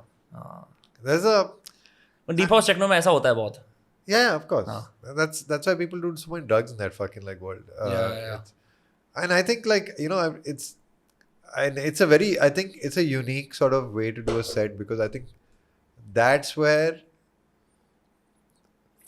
we really hit what it is to be Indian in that kind of a set, the one I'm describing, which we do, which is, I think Indians have this amazing capacity to, they want to feel sad and they want to feel they want to party at the same It's time. a Bollywood movie. Huh? It's a proper Bollywood movie. Exactly. They want all of that. And I also want all of that. Because I'd be fucking bored if I was singing 12 disco songs one after the other. Like, I don't want that. I want to go through my own like round of emotions. That's a singer.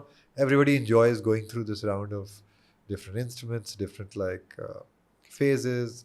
So it's this cinematic aspect, I think, we do in our shows, which is not, and this also obviously also lighting.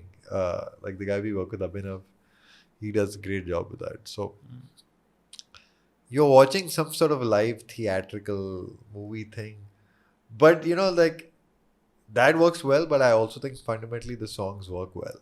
They're good songs.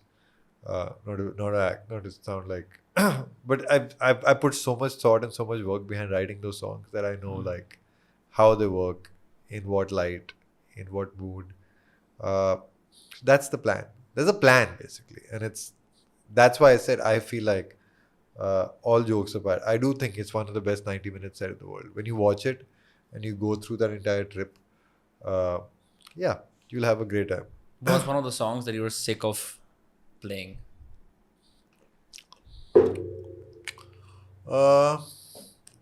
Good question. Thanks, yaar. You did it finally. I think when people say सारे गाने benches. सारे गाने It's that's one of the funny things about being a musician is like you spend fucking 3 years, you write this great song, and then you're cursed to play that song, and you're fucking fed up of that song, 3-4 years you've heard it every day, काम किया, and then like अगर चल गया, then Would you ever incorporate new lyrics into it कि भैंचो कुछ नया कर ले, कुछ एक ad lib मार ले? कभी but I've like unfortunately I got so jaded over the last few years. I don't think I am that anymore, but like I went through this phase, I think, where I just wanted to do this perfect set again and again and again and again and again. I just wanted to keep getting it like tighter and tighter and tighter, and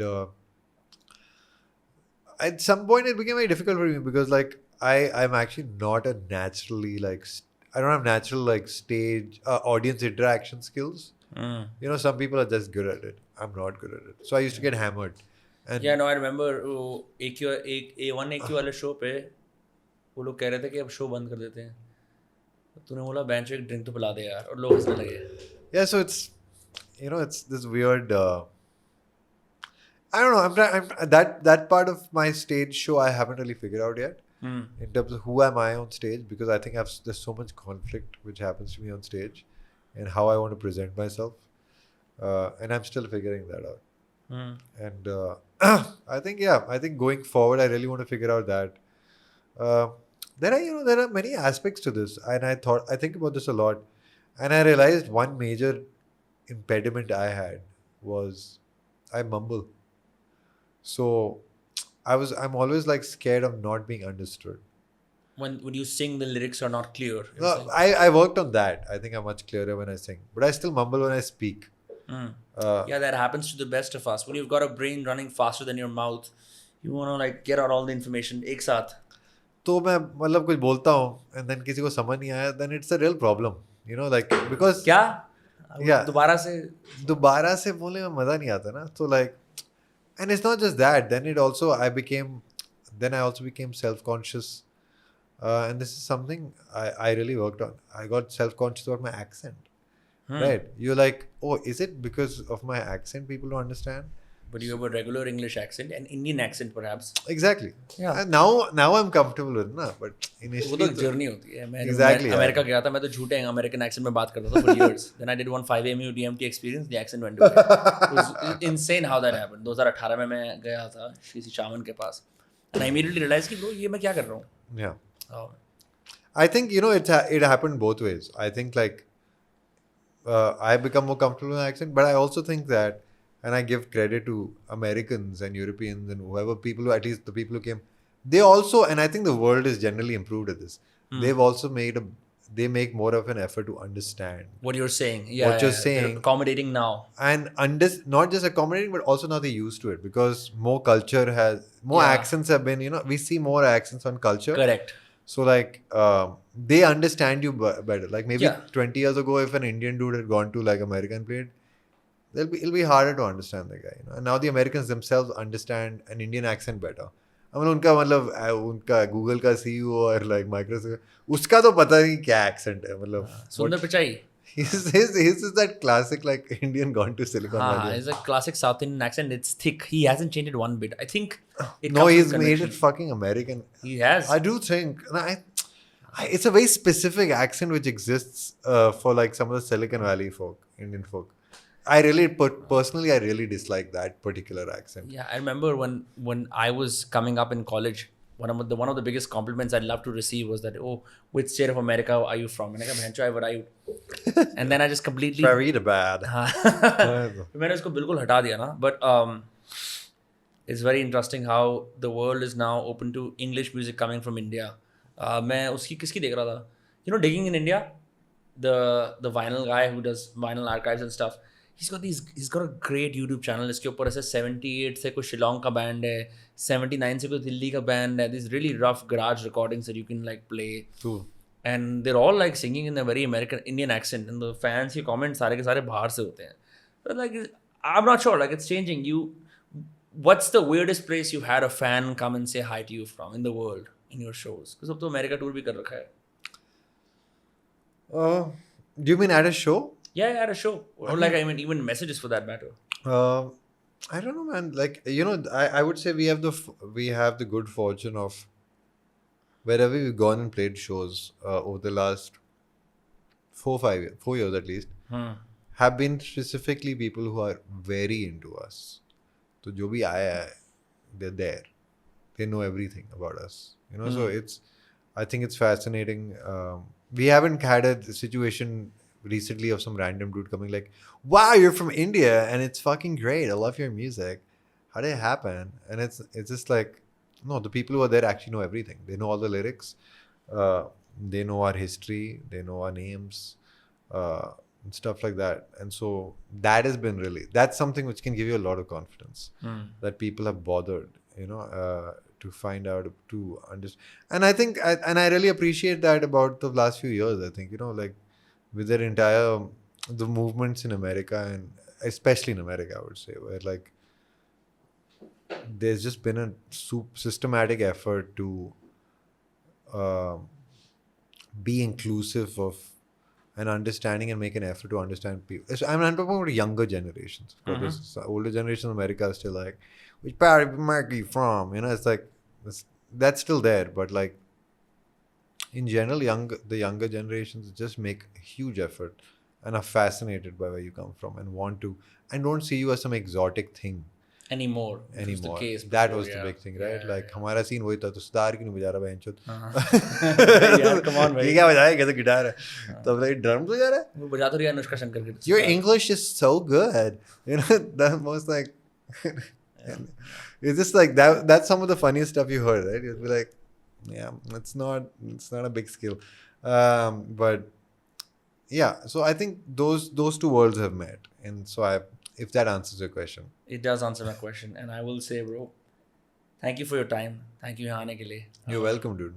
It was a for you. It was a blast, and I'm just so glad to be a Lifafa fan and a PCRC fan, and to be able to do this with you. And लोग कहाँ देख सकते हैं website वगैरह अगर उनको show में जाना हो. There's some foreign fans as well, and India में तो हो ही रहा है. Of course. Just follow Instagram.